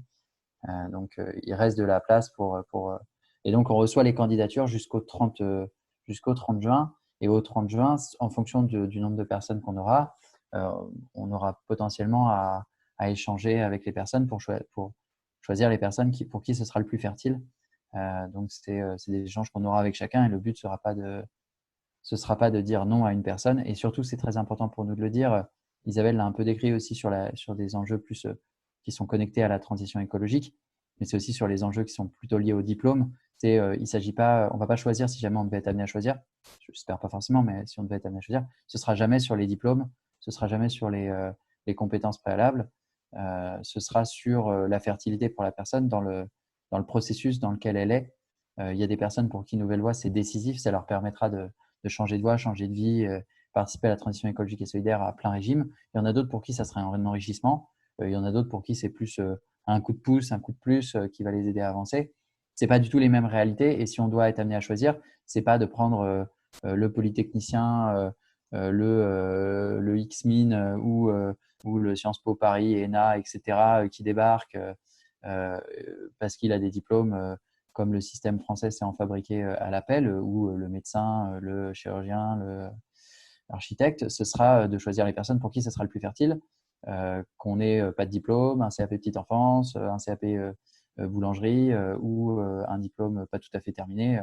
Je prends un exemple, je ne sais pas si elle est là, je crois qu'elle allait peut-être venir, une personne, Justine, qu'on voyait hier, qui a 3 ans avant ses études de management, 3 ans en coiffure. Elle n'avait pas prévu de nous parler de son époque CAP coiffure. Elle me dit, mais c'est ça qui est intéressant. Enfin, c'est ça aussi qui donne de la valeur à qui tu es parce que à 18 ans, tu as décidé d'être coiffeuse, tu as fait 3 ans de coiffure, puis tu as décidé de bifurquer sur du management pour aller vers ça. Tu travailles là aujourd'hui, mais tu es une personne avec plein de choses dedans et on va pouvoir t'accompagner. Le diplôme, j'ai vu suffisamment de gens personnellement dans ma vie avec des diplômes incroyables qui ne savaient pas faire grand-chose et qui n'avaient pas vraiment encore trouvé qui ils étaient et ce qu'ils avaient apporté à la société. Et j'ai vu suffisamment de gens avec pas de diplôme qui savaient vraiment ce qu'ils avaient apporté au monde et qui étaient à fond et qui développaient plein de trucs.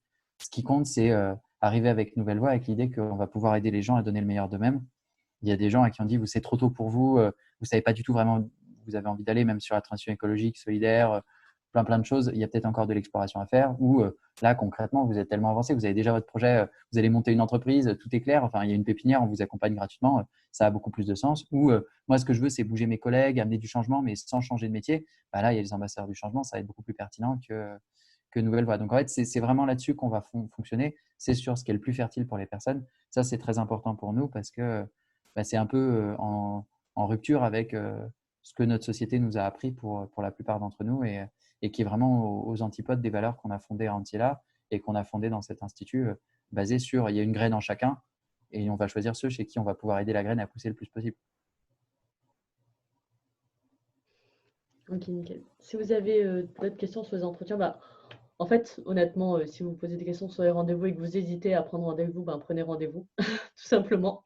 Et rapidement, en fait, on verra si jamais il y avait une incompréhension quelconque, on vous dira rapidement. Mais en tout cas, en général, beaucoup de personnes pensent que viennent par curiosité ou autre, et en fait, ça permet d'ouvrir de grandes discussions sur leur parcours, et certains se sont inscrits derrière, donc n'hésitez pas à ce qu'on en discute, parce que là, on fait un webinaire, on est 36, on a des réponses qui sont un peu formatées, mais quand on a nos rendez-vous en individuel, c'est totalement différent parce que les parcours de vie sont vraiment, vraiment très différents.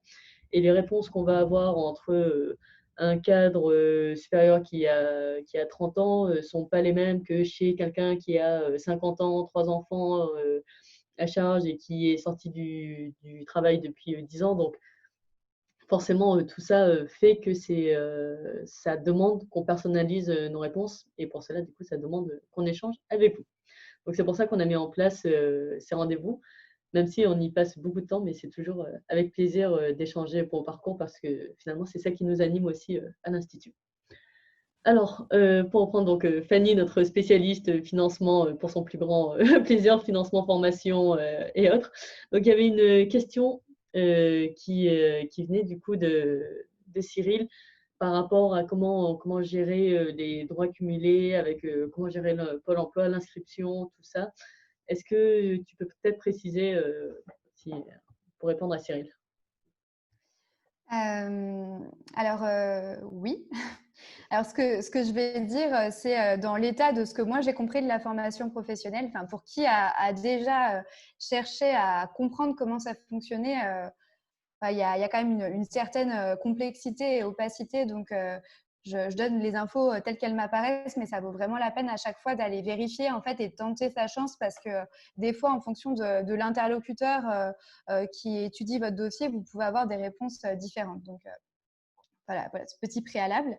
Alors après, pour ce que tu disais, Cyril, que tu étais presque à la fin d'un CDD, et est-ce que tu pouvais faire appel à tes droits? En fait, je redonne un peu les deux styles, les deux dimensions de la formation professionnelle. Pour moi, si tu es en fin de CDD, le côté plan de développement des compétences, je doute en fait que ce soit possible, puisqu'en fait, c'est penser avec l'employeur dans le cadre du développement des compétences liées à ton poste. Donc, j'ai du mal à penser qu'il y aura un financement pour une formation qui interviendrait en dehors du cadre d'un contrat de travail, en fait. Donc, je pense que c'est compliqué, mais peut-être qu'il existe des possibilités que je n'identifie pas. Et après, l'autre dimension, c'est le côté CPF. Là, pour le coup, quand on est demandeur d'emploi, on peut faire appel au CPF puisqu'on a cotisé pour. Et donc là, c'est ce que je disais, pour le coup, la formation Nouvelle Voie ne sera pas éligible au CPF pour cette année, ou alors de manière surprenante en cours d'année. ce que je veux dire surprenante, c'est-à-dire que ce sera une bonne surprise parce que ça voudra dire qu'on y est arrivé avant la fin de l'année. Mais donc, il ne faut pas compter là-dessus pour intégrer et financer Nouvelle Voie puisque c'est des démarches en fait qui prennent du temps. Donc, ça ne sera pas bon pour septembre. Et ce qu'il faut savoir aussi, c'est que donc à la fois c'est opaque, tout ce qui va être organisme de formation, droit, etc.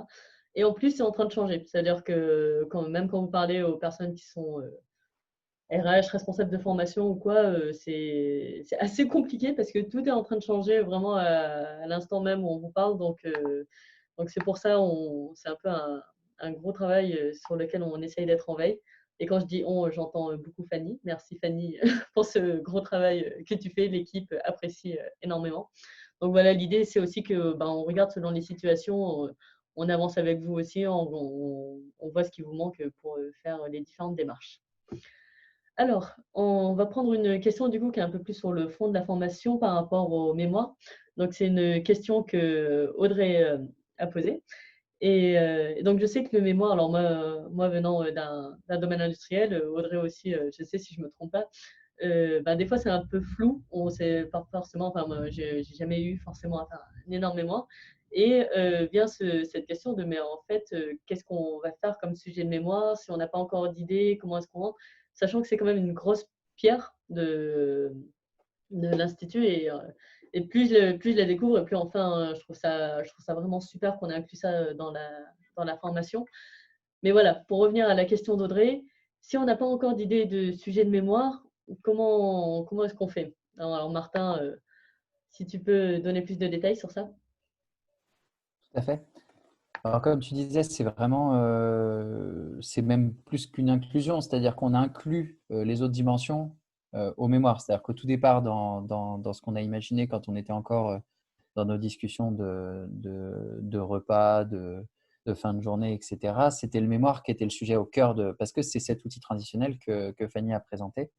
Alors, par contre, il ne faut pas s'en imaginer une montagne insurmontable. C'est une montagne qu'on va gravir étape par étape. Par contre, qui nécessite qu'on ait une intentionnalité à la gravir. C'est-à-dire qu'à un moment donné, on a un truc sur lequel on a envie de bosser. Et ce truc, il va falloir le trouver pour pouvoir commencer à avancer.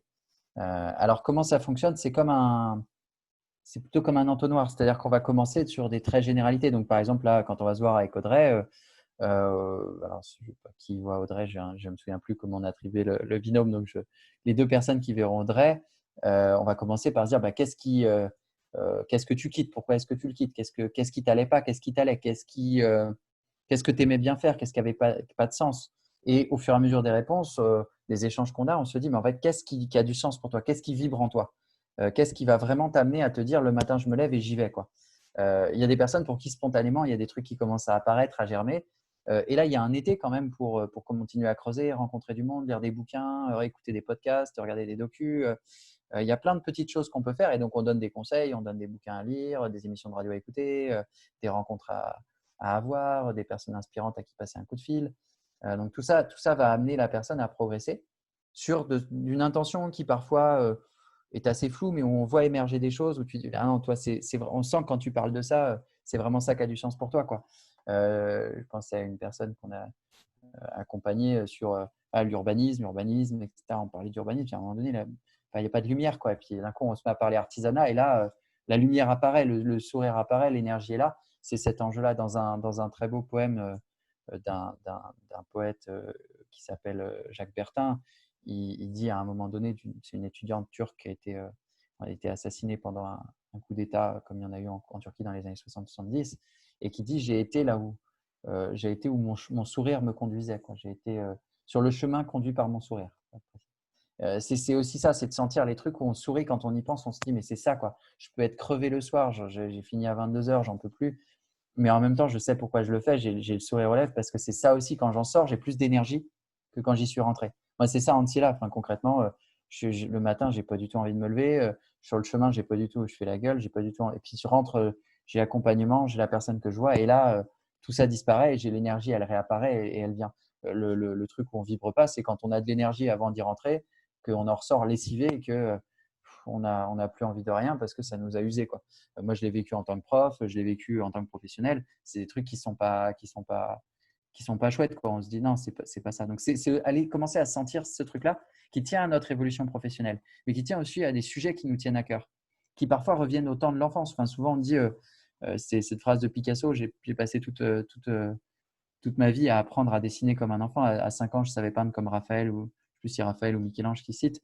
Et j'ai passé toute ma vie à apprendre à peindre comme un enfant. C'est à se reconnecter à ce qui fait vraiment sens. Pourquoi, à un moment donné, il y a des passions qu'on a, il y a des envies qu'on a, et c'est ce truc-là qu'on sent et on se dit, ouais, je vais aller vers ça, je vais suivre cette voie-là. Et là, on échange. Et commence à émerger ce qu'on appelle un sujet. Le sujet, on en a besoin qu'en novembre. Donc, il y a plein d'étapes, plein de temps par lesquels on va passer d'échanges qui vont permettre de nous nourrir, de nous inspirer, d'avoir des moments d'introspection pour réfléchir à ce qui a vraiment du sens pour nous. Et en novembre, il faut un sujet, sachant qu'un sujet, ce n'est pas encore ce qu'on appelle une problématique. Un sujet, c'est un ou plusieurs enjeux qu'on croise et où on se dit, ah mais moi, mon sujet, c'est le zéro déchet dans tout ce qui va être en lien avec les enjeux d'alimentation. J'ai le zéro déchet que j'aime bien, j'ai l'orientation qui a du sens pour moi, je sens qu'il y a quelque chose à faire là-dessus. Il y a des gens qui vont dire, bah, moi, c'est vraiment les personnes âgées, j'ai une sensibilité dessus et j'ai envie d'agir, mais pas sur les actions de solidarité traditionnelles. J'ai cette idée-là en tête qui me tient à cœur. Est-ce que tu penses qu'il y a des EHPAD qui pourraient accueillir? Est-ce qu'il y a des… Et là, on sent quelque chose qui commence à se mailler et on va bosser dessus. Et c'est à ce moment-là qu'on nomme le binôme. Avant, en fait, on a des échanges un peu avec des personnes de l'Institut qui sont un peu différentes parfois à chaque fois, mais en fonction de ce qu'on raconte, on va dire, bah là, il faut que tu en parles avec Martin, là, il faut que tu en parles avec Fanny. Donc, ça permet de nourrir le truc. Mais à un moment donné, on dit, ouais, c'est ça. Et là, on nomme un binôme avec, comme le disait Fanny, une personne qui a plutôt l'approche accompagnement de l'évolution de vie professionnelle et une qui a plutôt le métier sur lequel on a envie d'évoluer. Et on va avancer, sachant que globalement, on arrive à la problématique, c'est-à-dire au cœur du sujet, peut-être en mars, on va dire. Et là, entre janvier et mars, on va dire, en fonction de la célérité de chacun. Et là, on va se plonger dans son sujet, rencontrer des gens, avoir des entretiens d'enquête, avoir des terrains. Enfin, en fonction de ce qu'on a envie de trouver, il n'y a pas nécessairement les mêmes méthodes qui sont mises en œuvre, qui nous amènent à trouver notre problématique vraiment en disant, mais c'est ça en fait l'enjeu vraiment du mémoire, sur quoi je vais rédiger. Et là, on est peut-être en mars et on va commencer à vraiment bosser dans le dur. C'est aussi pour ça que la temporalité, elle est que sur ceux qui sont en dispo, là où on est plus libre, quoi. C'est quand même plus massivement les cours en début d'année et beaucoup plus de temps libéré en fin d'année parce qu'en fait, le mémoire, c'est incompressible. Ça ne sert à rien d'essayer de se dire j'écris mon mémoire en 4 jours. Enfin, il y a plein de moments où on y pense sous sa douche, dans les transports en commun, en se baladant, en parlant avec un ami. Ça, c'est nécessaire, quoi. Et là, on rentre dans le dur et on rédige et le mémoire est à rendre en fait en septembre, sachant que le principe de l'Institut, pour le redire toujours, c'est zéro obligation, zéro évaluation. C'est-à-dire que on va au bout du chemin qu'on doit prendre parce que ça nous nourrit et on ne sera pas tendre. Enfin, je veux dire, on est des personnes dures au sens positif du terme. C'est-à-dire que si on pense que la personne, elle doit progresser, si on pense qu'elle se plante, on lui dit. Par contre, il ne s'agit pas d'obliger les gens à terminer un outil si cet outil n'a pas de sens, quoi. Si je suis en train de faire un mémoire sur le zéro déchet dans l'épicerie et que là, il y a une épicerie Biocop me dit « Ah putain, on serait vraiment intéressé que tu fasses une étude qui va nous permettre de passer en mode tout zéro déchet. Mais par contre, concrètement, à partir d'avril, on veut que tu bosses à temps plein et que tu fasses ça à fond. Le taf, il est fait. Enfin, la nouvelle voie a accompli son œuvre et le mémoire se transforme dans l'étude qui est faite parce que, au bout du compte, ce sera ça qui sera important à ce moment-là. Donc, il ne faut pas se formaliser sur l'objet en termes académiques. Il faut se dire, il faut un sujet qui me tient à cœur, que j'ai envie de creuser. J'ai jusqu'à novembre pour le trouver. De novembre à mars, j'approfondis, j'enrichis, je vous rencontre des personnes qui me permettent de cadrer. Et à partir de mars, je me mets à fond enquête, rédaction, enquête, rédaction, pour que en septembre, j'ai à la fois un mémoire solide et des médias que j'ai fabriqués autour qui me permettent d'être connus et reconnus par une variété d'acteurs qui vont potentiellement me demander de travailler avec eux, de travailler pour eux, et où je vais pouvoir choisir les acteurs avec lesquels je pense que ce sera fertile que je travaille ou chez qui ce sera fertile que je travaille parce que je les connaîtrai à travers mon travail de mémoire. Et donc, ce processus-là, il prend du temps, en fait. Donc, si, comme disait Audrey, je n'ai pas encore mon sujet, ce n'est pas l'enjeu. Enfin, sinon, on aurait déjà 50% du chemin qui serait fait, en fait. Alors, il y a des gens qui ont déjà quasiment leur sujet et qui demandent justement à être dès le maintenant nourris, provoqués, aidés à progresser. Et on commence déjà dans le dur à leur dire lis ça, vois ça, rencontre machin. Ah tiens, mais ça, c'est un faux sujet, tu ne devrais pas creuser, mais regarde plutôt ça. Et là, on est déjà dans l'accompagnement du mémoire. La plupart des gens, on est dans l'accompagnement de la définition de ce qu'on a envie de creuser et du truc qui a du sens. Hier soir, la discussion qu'on a eue, c'était moi, je veux aller dans la RSE. Moi, je suis en fait, quand je t'écoute, c'est pas la RSE qui se dégage, c'est tes chefs de projet. Tu as envie d'être chef de projet, mais dans des trucs qui ont du sens, quoi. Pas dans la RSE d'un truc qui n'a pas de sens. Donc, en fait, continue à faire ce que tu fais, c'est-à-dire résoudre des problèmes à l'appel, mais à un endroit où tu vas résoudre des problèmes qui vont résoudre des problèmes de société et pas résoudre des problèmes qui font juste que tu vas vendre plus de merde à des gens qui en ont pas besoin, quoi. Et ce truc-là, en fait, c'est des trucs qu'on sent et dans la discussion, on aide les gens à discerner pour avancer parce que c'est aussi notre métier, quoi. On en accompagne un peu tous les jours. Voilà un peu. J'ai été un peu long, mais j'ai essayé d'être clair. Mais c'est bon. En tout cas, Audrey a des réponses, des réponses à ces questions. Bah, c'est vrai qu'en fait, il faut voir vraiment le mémoire comme un véhicule. C'est-à-dire, c'est comme ça que vous allez vivre Nouvelle Voie. Ça va indiquer les rencontres que vous allez faire. Ça va indiquer les sujets que vous allez creuser. Et il y a aussi cette notion que c'est un véhicule qui vous amène quelque part vers votre orientation professionnelle qui a du sens. Donc, d'une certaine façon, ne le faites pas, on va dire, ne le faites pas pour nous faire plaisir, quoi. Ne trouvez pas un sujet de mémoire pour nous faire plaisir, ça serait vraiment inutile. Et si pour l'instant vous n'arrivez pas encore à savoir exactement ce que c'est, ben, on prendra le temps. On prendra le temps et on discutera et ça se définira. Mais souvent, il y a quand même des sujets où on voit les personnes s'illuminer. Et même si des fois, il y a des personnes qu'on a eu en rendez-vous, pour eux, c'était pas du tout clair. Et dans la même phrase, ça faisait 5 fois qu'ils parlaient, par exemple, d'habitat partagé. On dit, ben, c'est peut-être pas clair pour toi, mais il y a quand même un fil rouge qui traîne dans nos discussions. Et voilà, tout l'idée après, c'est d'aider à discerner et de voir sur quoi elle a vraiment envie de partir. Il y a aussi une notion sur les sujets de mémoire ça sera votre sujet là pour l'année, pour Nouvelle Voie, mais ça ne veut pas dire que vous allez faire que ça toute votre vie. C'est pas parce que là, en ce moment, vous avez envie de creuser telle thématique qu'il y en a qui nous disent j'ai une, deux, trois thématiques qui m'intéressent. Ben, à un moment, faut en prendre une pour essayer d'avancer. Et après, libre à vous, vous aurez toute votre vie pour creuser d'autres sujets, rencontrer de nouveaux écosystèmes sur d'autres thématiques. Sur ça, il n'y a pas de souci. Alors, je crois qu'on a quasiment répondu à toutes les questions qu'il y a dans le chat. Si jamais on est passé à travers, enfin votre question est passée à travers nos réponses, n'hésitez pas à nous la remettre dans le chat. Mais en tout cas, je crois qu'on a toutes les réponses enfin toutes les questions qui ont été posées avec leurs réponses. Si vous avez encore quelques points, n'hésitez pas. Martin, Fanny, je ne sais pas si vous voulez rajouter quelque chose, sinon.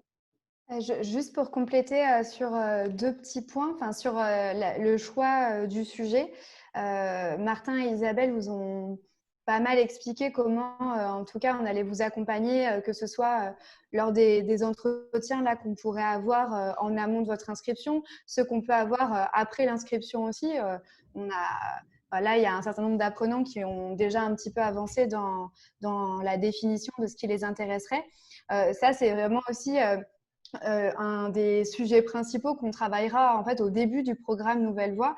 Je l'ai pas tellement dit, mais en fait, il y aura une semaine de rentrée qui sera proposée aux apprenants, enfin une semaine de rentrée. Quelques jours de rentrée qui seront proposés et où il y aura des temps en fait qui seront vraiment là pour venir inspirer les différents apprenants sur les sujets qui pourraient être explorés pour leur donner aussi de l'eau au moulin de leur réflexion. Donc, il y aura vraiment des temps collectifs autour de ça qui vous permettront, dès le début de Nouvelle Voie, de commencer à avancer si jamais vous avez le sentiment que c'est encore assez flou pour vous. Voilà, juste pour ajouter ce côté semaine de rentrée. Et puis après, pour rebondir sur ce que disait Isabelle sur le sujet de mémoire, c'est un sujet qui va vous accompagner toute l'année, mais il n'y aura pas que ça non plus.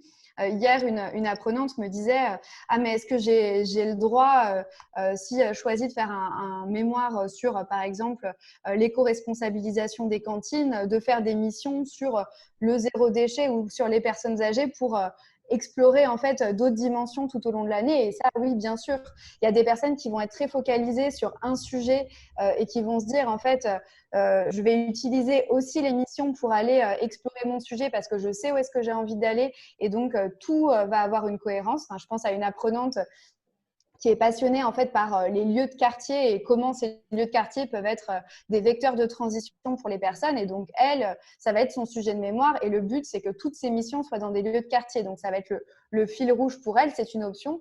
Mais si vous vous dites, en fait, je creuse un sujet par le mémoire, mais surtout, à travers l'émission, j'ai envie de tester plein d'autres thèmes parce que voilà, j'ai envie de satisfaire ma curiosité et puis de cheminer sur différents sujets, il y a vraiment aucun souci. Tout à fait.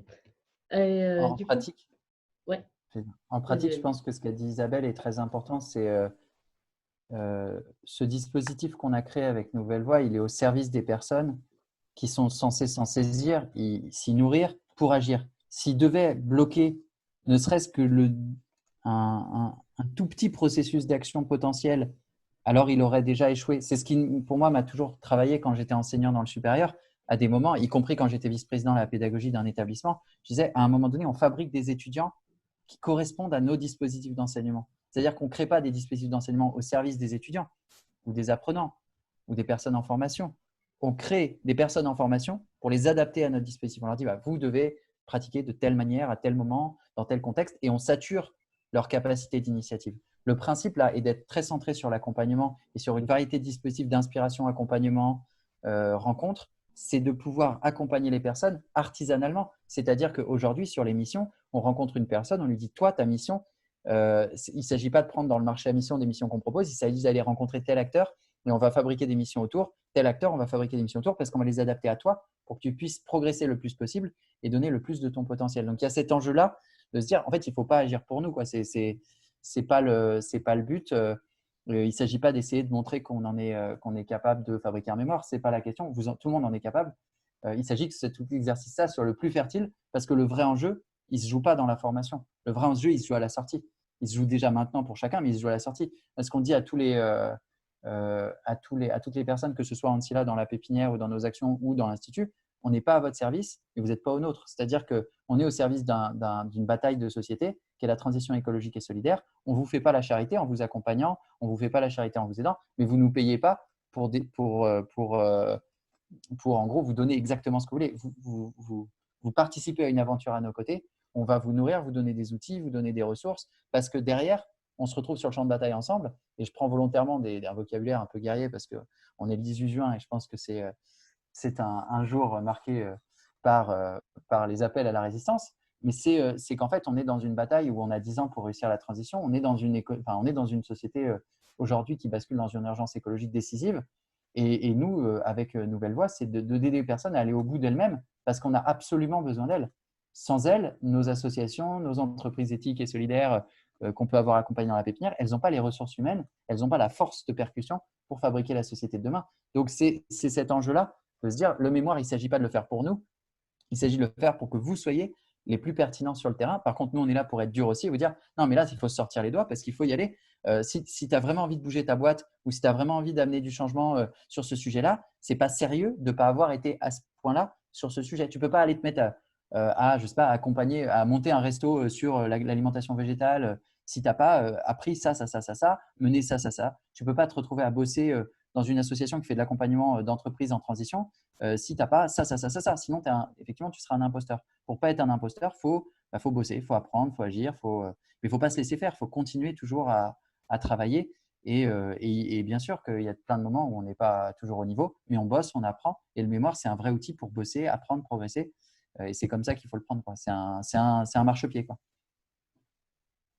Et je crois qu'il y avait une question sur la propriété intellectuelle du mémoire, qui est une question qu'on ne s'est jamais posée. Alors, pour une raison très simple, je ne crois pas que ça vaille grand-chose. Moi, je le dis très clairement, à moins que vous soyez chercheur. Dans ce cas-là, je ne sais pas ce que vous venez foutre dans l'Institut. Enfin, je le dis avec vulgarité parce que c'est ma manière d'être. Hein, mais si vous voulez faire un mémoire de recherche avec une portée en termes de recherche universitaire, il y a des doctorats qui n'attendent que vous dans les universités. Là, c'est un outil pour évoluer. Et en fait, un mémoire, c'est un truc fertile pour soi. Il n'y a pas vocation à le publier, quoi. Ce qui, par contre, va avoir de la propriété intellectuelle potentiellement, c'est les médias qu'on fabrique à partir du mémoire. C'est-à-dire que si je fabrique un documentaire, si je fabrique un article de recherche, si je fabrique un article de presse, là, il y a une propriété intellectuelle potentiellement parce que c'est mon œuvre. Le mémoire, le but, ce n'est pas de le publier. Moi, un jour, on m'a proposé de publier mes recherches quand j'étais à Sciences Po en 4e année. Je dis non, concrètement, je publie que dalle. Là, ça ne mérite pas d'être publié. Ça a été un travail. Et mon mémoire, ça a été une occasion pour me prendre les claques dans la gueule que je devais prendre. Mon directeur de recherche, qui à la fin de mon mémoire me dit, fin de ma soutenance, me regarde et me dit, j'ai qu'une question pour vous, vous vous prenez pour qui? Et c'était le vrai sujet, c'est-à-dire mon mémoire, il débordait d'une certaine, on va dire, prétention qu'un gamin de 22 ans ne devait pas avoir. Et c'était utile qu'il me dise ça. Et après, il m'a dit, on pourrait le publier en le retravaillant. Je dis, mais par contre, c'est pas à niveau, quoi. Enfin, là, pour le coup, j'avais assez d'humilité pour savoir que je ne publiais pas un bouquin sans avoir pas bossé beaucoup plus dessus. Par contre, à la sortie du mémoire, si je me dis, là, il y a vraiment des trucs de fertiles que je veux travailler, développer, là, j'entre dans le moment où on entre dans la propriété intellectuelle, c'est-à-dire dans le moment où on se dit, là, c'est quelque chose, où c'est mon œuvre. Et après, chacun a son avis. Moi, mon avis personnel, mais que j'impose à personne, c'est que sur les œuvres intellectuelles, la propriété intellectuelle ne devrait pas avoir cours parce que pour moi, c'est partagé avec tous les savoirs qu'on fabrique. Je ne parle pas du brevet sur lequel on a mis 2 milliards d'euros d'investissement. Là, c'est économiquement compréhensible qu'il y ait des brevets qui durent dans la durée. Par contre, sur une recherche que nous, on ferait le soir, pendant 3 jours, à un moment donné, le savoir doit se partager, il faut le libérer. Mais ça, c'est un avis personnel. Ce que les gens fabriquent comme médias dans le cadre de Nouvelle Voix, leur appartient. Ça appartient pas à l'Institut, ça les regarde. Nous, on leur donne des conseils, on les accompagne, mais s'ils publient dans Silence ou s'ils publient dans Agir à Lyon, ça appartient à Silence ou à Agir à Lyon. S'ils publient un article de recherche sur leur blog, ça appartient à leur blog, c'est-à-dire à eux. S'ils publient un article de chaque dans une revue scientifique, ça appartient à la revue scientifique, sauf si là, il y a des accords avec chaque média pour les faire. Et du coup, c'est pour dire, le mémoire ne doit pas être vu comme un produit en soi. Ça, c'est universitaire, ça, c'est un doctorat, c'est une recherche académique. C'est un objet pour progresser et après, on peut produire des objets en soi. Et du coup, justement, pour les objets en soi, il y a une question de Virginie qui est sur préciser la partie accompagnement à la valorisation de mémoire. Donc, ça me paraît pas mal si tu peux revenir, Martin, sur finalement, qu'est-ce qu'on peut faire comme production qui découle d'un mémoire et en quoi, justement, on va accompagner, je pense, sur les deux aspects de la question. Et pourquoi c'est utile aussi? Parce qu'à mon avis, d'abord, c'est pourquoi c'est utile parce que quand on a fabriqué un mémoire, personne ne le lit, comme le disait Fanny, à part nos accompagnateurs, potentiellement nos amis qui accepteront de nous relire pour les erreurs orthographiques et incohérences grammaticales. Par contre, on a des trucs à dire. On a des trucs à dire à deux types de personnes. On a des trucs à dire à la société, c'est-à-dire à des personnes qui, en lisant notre mémoire, vont bouger. En lisant pas notre mémoire, mais en lisant les savoirs qu'on a fabriqués pendant notre mémoire, vont bouger. Et on a des trucs à dire à des potentiels partenaires ou des potentiels employeurs qui, quand on sortira de nouvelles voies, viendront nous interpeller en disant « Ah, mais c'est intéressant ce que tu as dit », comme pour Isabelle avec ses documentaires autour de l'ingénierie positive. Nous, on est Airbus, on a envie de progresser, on a vu tes vidéos, ça nous intéresse, est-ce que tu pourrais venir nous en parler? Donc ça, c'est la raison de se dire, à travers les savoirs qu'on a fabriqués, les connaissances qu'on a eues, les découvertes qu'on a fait, pas forcément des grandes découvertes, hein, ça peut être une association super chouette sur la Bretagne et que tout le monde pourrait mériter de connaître et qu'on met en valeur parce qu'on était dans un tour de France des associations super chouettes sur le sujet qui nous tient à cœur. Et du coup, ça va avoir ces vocations d'agir sur la société et d'agir dans notre évolution professionnelle. Le comment et le quoi, c'est à déterminer avec chacun. Pour moi, c'est des médias. Donc, la liste des médias, je pense que vous l'avez un peu en tête.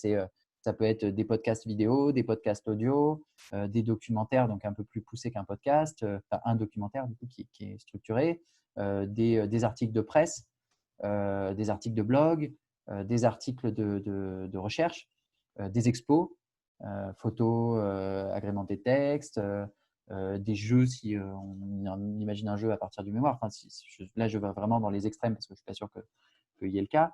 Et peut-être d'autres médias que là, je n'ai pas en tête parce qu'il y a des choses enfin, ça peut être plus artistique s'il y a une perspective artistique. Enfin, je n'en ai pas vu là pour le moment, mais c'est possible. Et le comment, en fait, c'est qu'on va avoir 10 heures, il me semble que c'est 10 heures, où on peut prendre au ticket, en fait, du temps d'accompagnement. Donc, si je me dis, moi, c'est sur de la vidéo, j'ai par exemple 2 heures de Yvan qui va me former à utiliser ma caméra, comprendre ce que je veux montrer à travers mon interview, me donner des conseils, puis qui me revoit 2 heures après sur le côté montage. Donc, j'ai pris 4 heures. Et puis après, je suis là, alors j'ai fait les vidéos, c'était super chouette, mais je veux sur le côté radio. Et là, je prends 2 heures avec Elisabeth qui prend du temps avec moi et qui m'aide là-dessus. Et si je me dis, ok, j'ai pris mes 6 heures, il m'en reste encore 4. Et là, ce serait plutôt l'écriture d'articles. Et donc là, ça va être peut-être 2 heures avec Pauline, qui est la coordinatrice du MAG, ou 2 heures avec moi sur l'écriture de l'article pour bosser dessus et voir comment on rédige un article, comment on fabrique en fonction du type d'article que c'est. Si c'est plutôt un article de recherche, ce sera avec Léa ou avec Marie-Amandine qui sont plus sur le côté recherche de l'Institut. Et donc, en fait, en fonction, là, c'est des personnes qui vont accompagner sur la fabrication du média. Voilà pour le comment. Je ne sais pas si c'était clair. De toute façon, ça, vous découvrirez aussi un peu plus les mémoires petit à petit. Je comprends très bien, n'ayant pas fait de mémoire moi non plus. Il m'a fallu plusieurs fois qu'on en discute, qu'on me l'explique pour que je comprenne tous ces aspects de valorisation de mémoire, de ce qu'il en est, avant de comprendre qu'en fait, quand j'étais allée tourner des documentaires sur des initiatives, j'avais fait le même travail que ce qu'on fait dans un mémoire. Donc ça, voilà, comme l'a expliqué Fanny, sur le début de la formation, on aura clairement des temps où on va échanger sur ça et qui vous permettront de voir. Alors, il y a d'autres questions qui viennent sur les emplois du temps, comme toujours, et de savoir comment gérer en termes d'implication, combien de temps ça va prendre. Et donc, il y a une question d'Isabelle qui est sur si on fait l'option en dispo, donc c'est-à-dire durant la semaine, quelle implication et est-ce que c'est possible d'exercer une activité à temps partiel à côté? Donc, Fanny, si tu peux donner un peu les jours de travail sur l'option en dispo et du coup en activité tant qu'à faire. Oui, alors pour reparler un petit peu emploi du temps, donc si vous avez envie de faire le programme en disponibilité, l'idée en fait c'est que la majorité des cours soient condensés entre octobre et mars pour que vous ayez le plus rapidement été nourri dans votre compréhension des enjeux sur le volet compétences transversales, de manière à ce que dans une seconde partie de l'année, vous puissiez davantage vous concentrer sur le mémoire et les missions.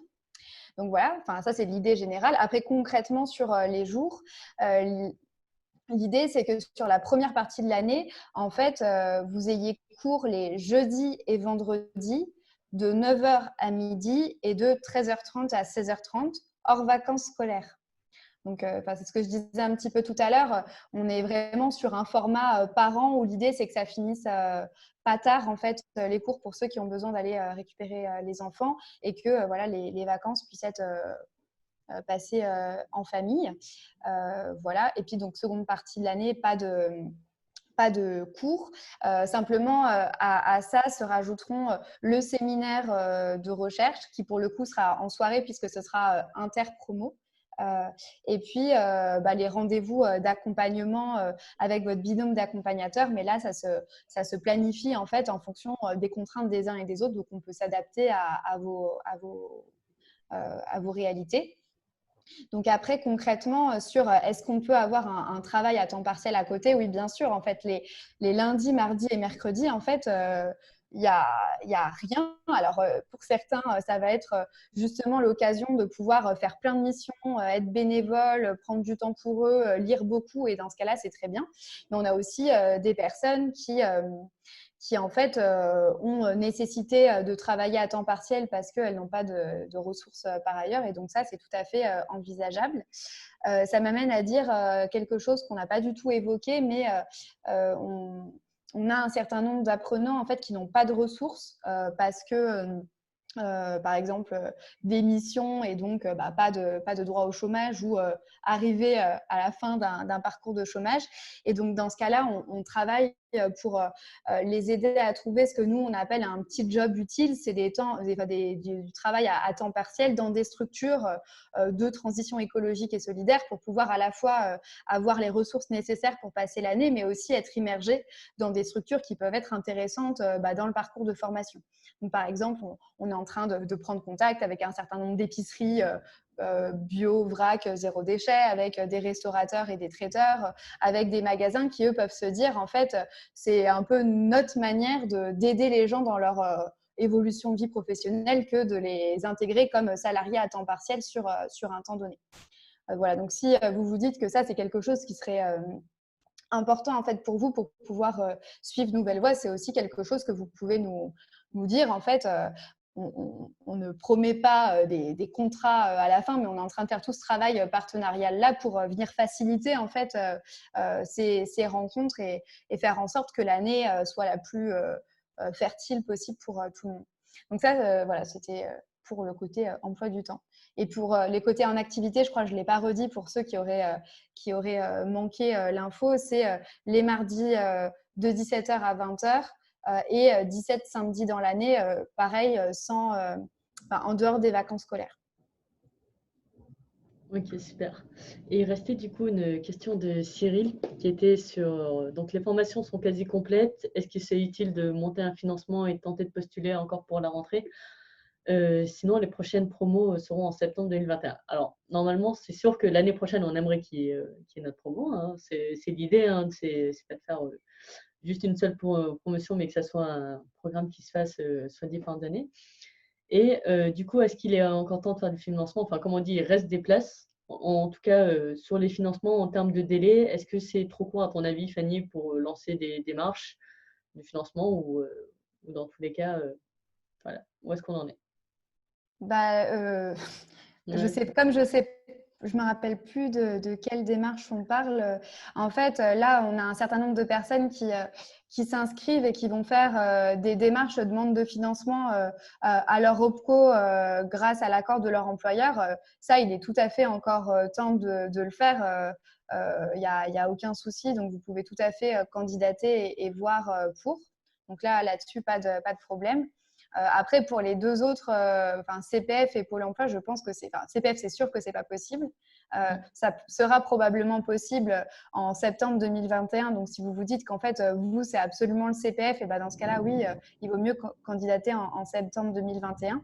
Et après, pour le côté Pôle emploi, j'aurais tendance à dire que ça vaut le coup de poser la question à son conseiller. Enfin, je parle sous le contrôle de Myriam, en fait, qui est présente et qui me disait en privé qu'en fait, elle était conseillère Pôle emploi et qu'elle pouvait nous aider si jamais. Donc, si toi, Myriam, tu as des conseils à donner sur les temporalités, les formations Pôle emploi, surtout, n'hésite pas parce que j'avoue que je suis un petit peu encore à court d'idées claires là-dessus. Donc, n'hésite pas par le chat à donner des conseils et puis on aura un temps d'échange après toutes les deux pour que ça m'aide aussi à vous donner des réponses qui soient plus claires sur le volet Pôle emploi.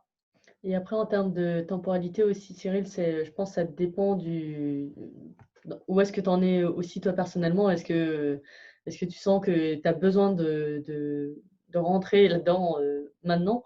C'est-à-dire qu'il y a des personnes, des fois, ils vont nous dire, bon, on va peut-être attendre un an, mais en fait, quand on les voit, on sait qu'un an, ça va leur paraître long pour commencer à rentrer dans cette démarche de transition.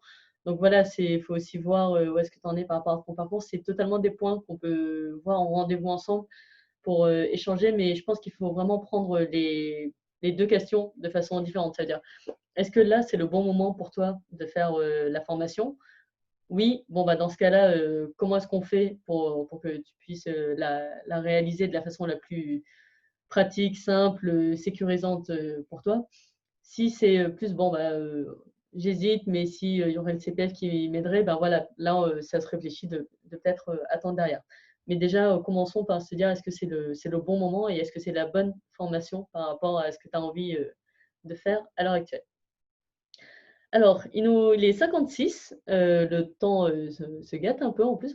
C'est un miracle que notre connexion Internet ait tenu à tous les trois avec ce tonnerre.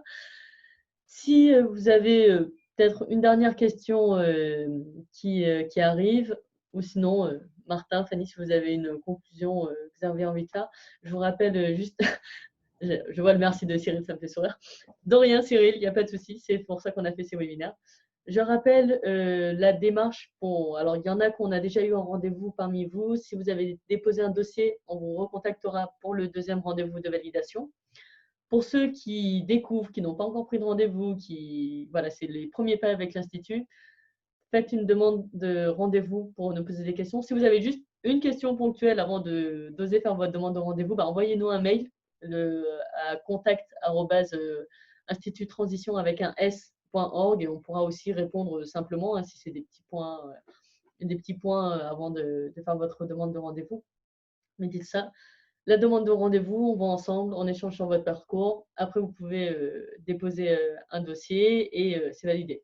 Et si finalement vous dites, bah, c'est bon, enfin, moi, je suis quasiment sûr, 100% de faire la formation, tout est clair, je ne vois pas de zone d'ombre, on a déjà eu des personnes qui ont déposé des dossiers directement aussi.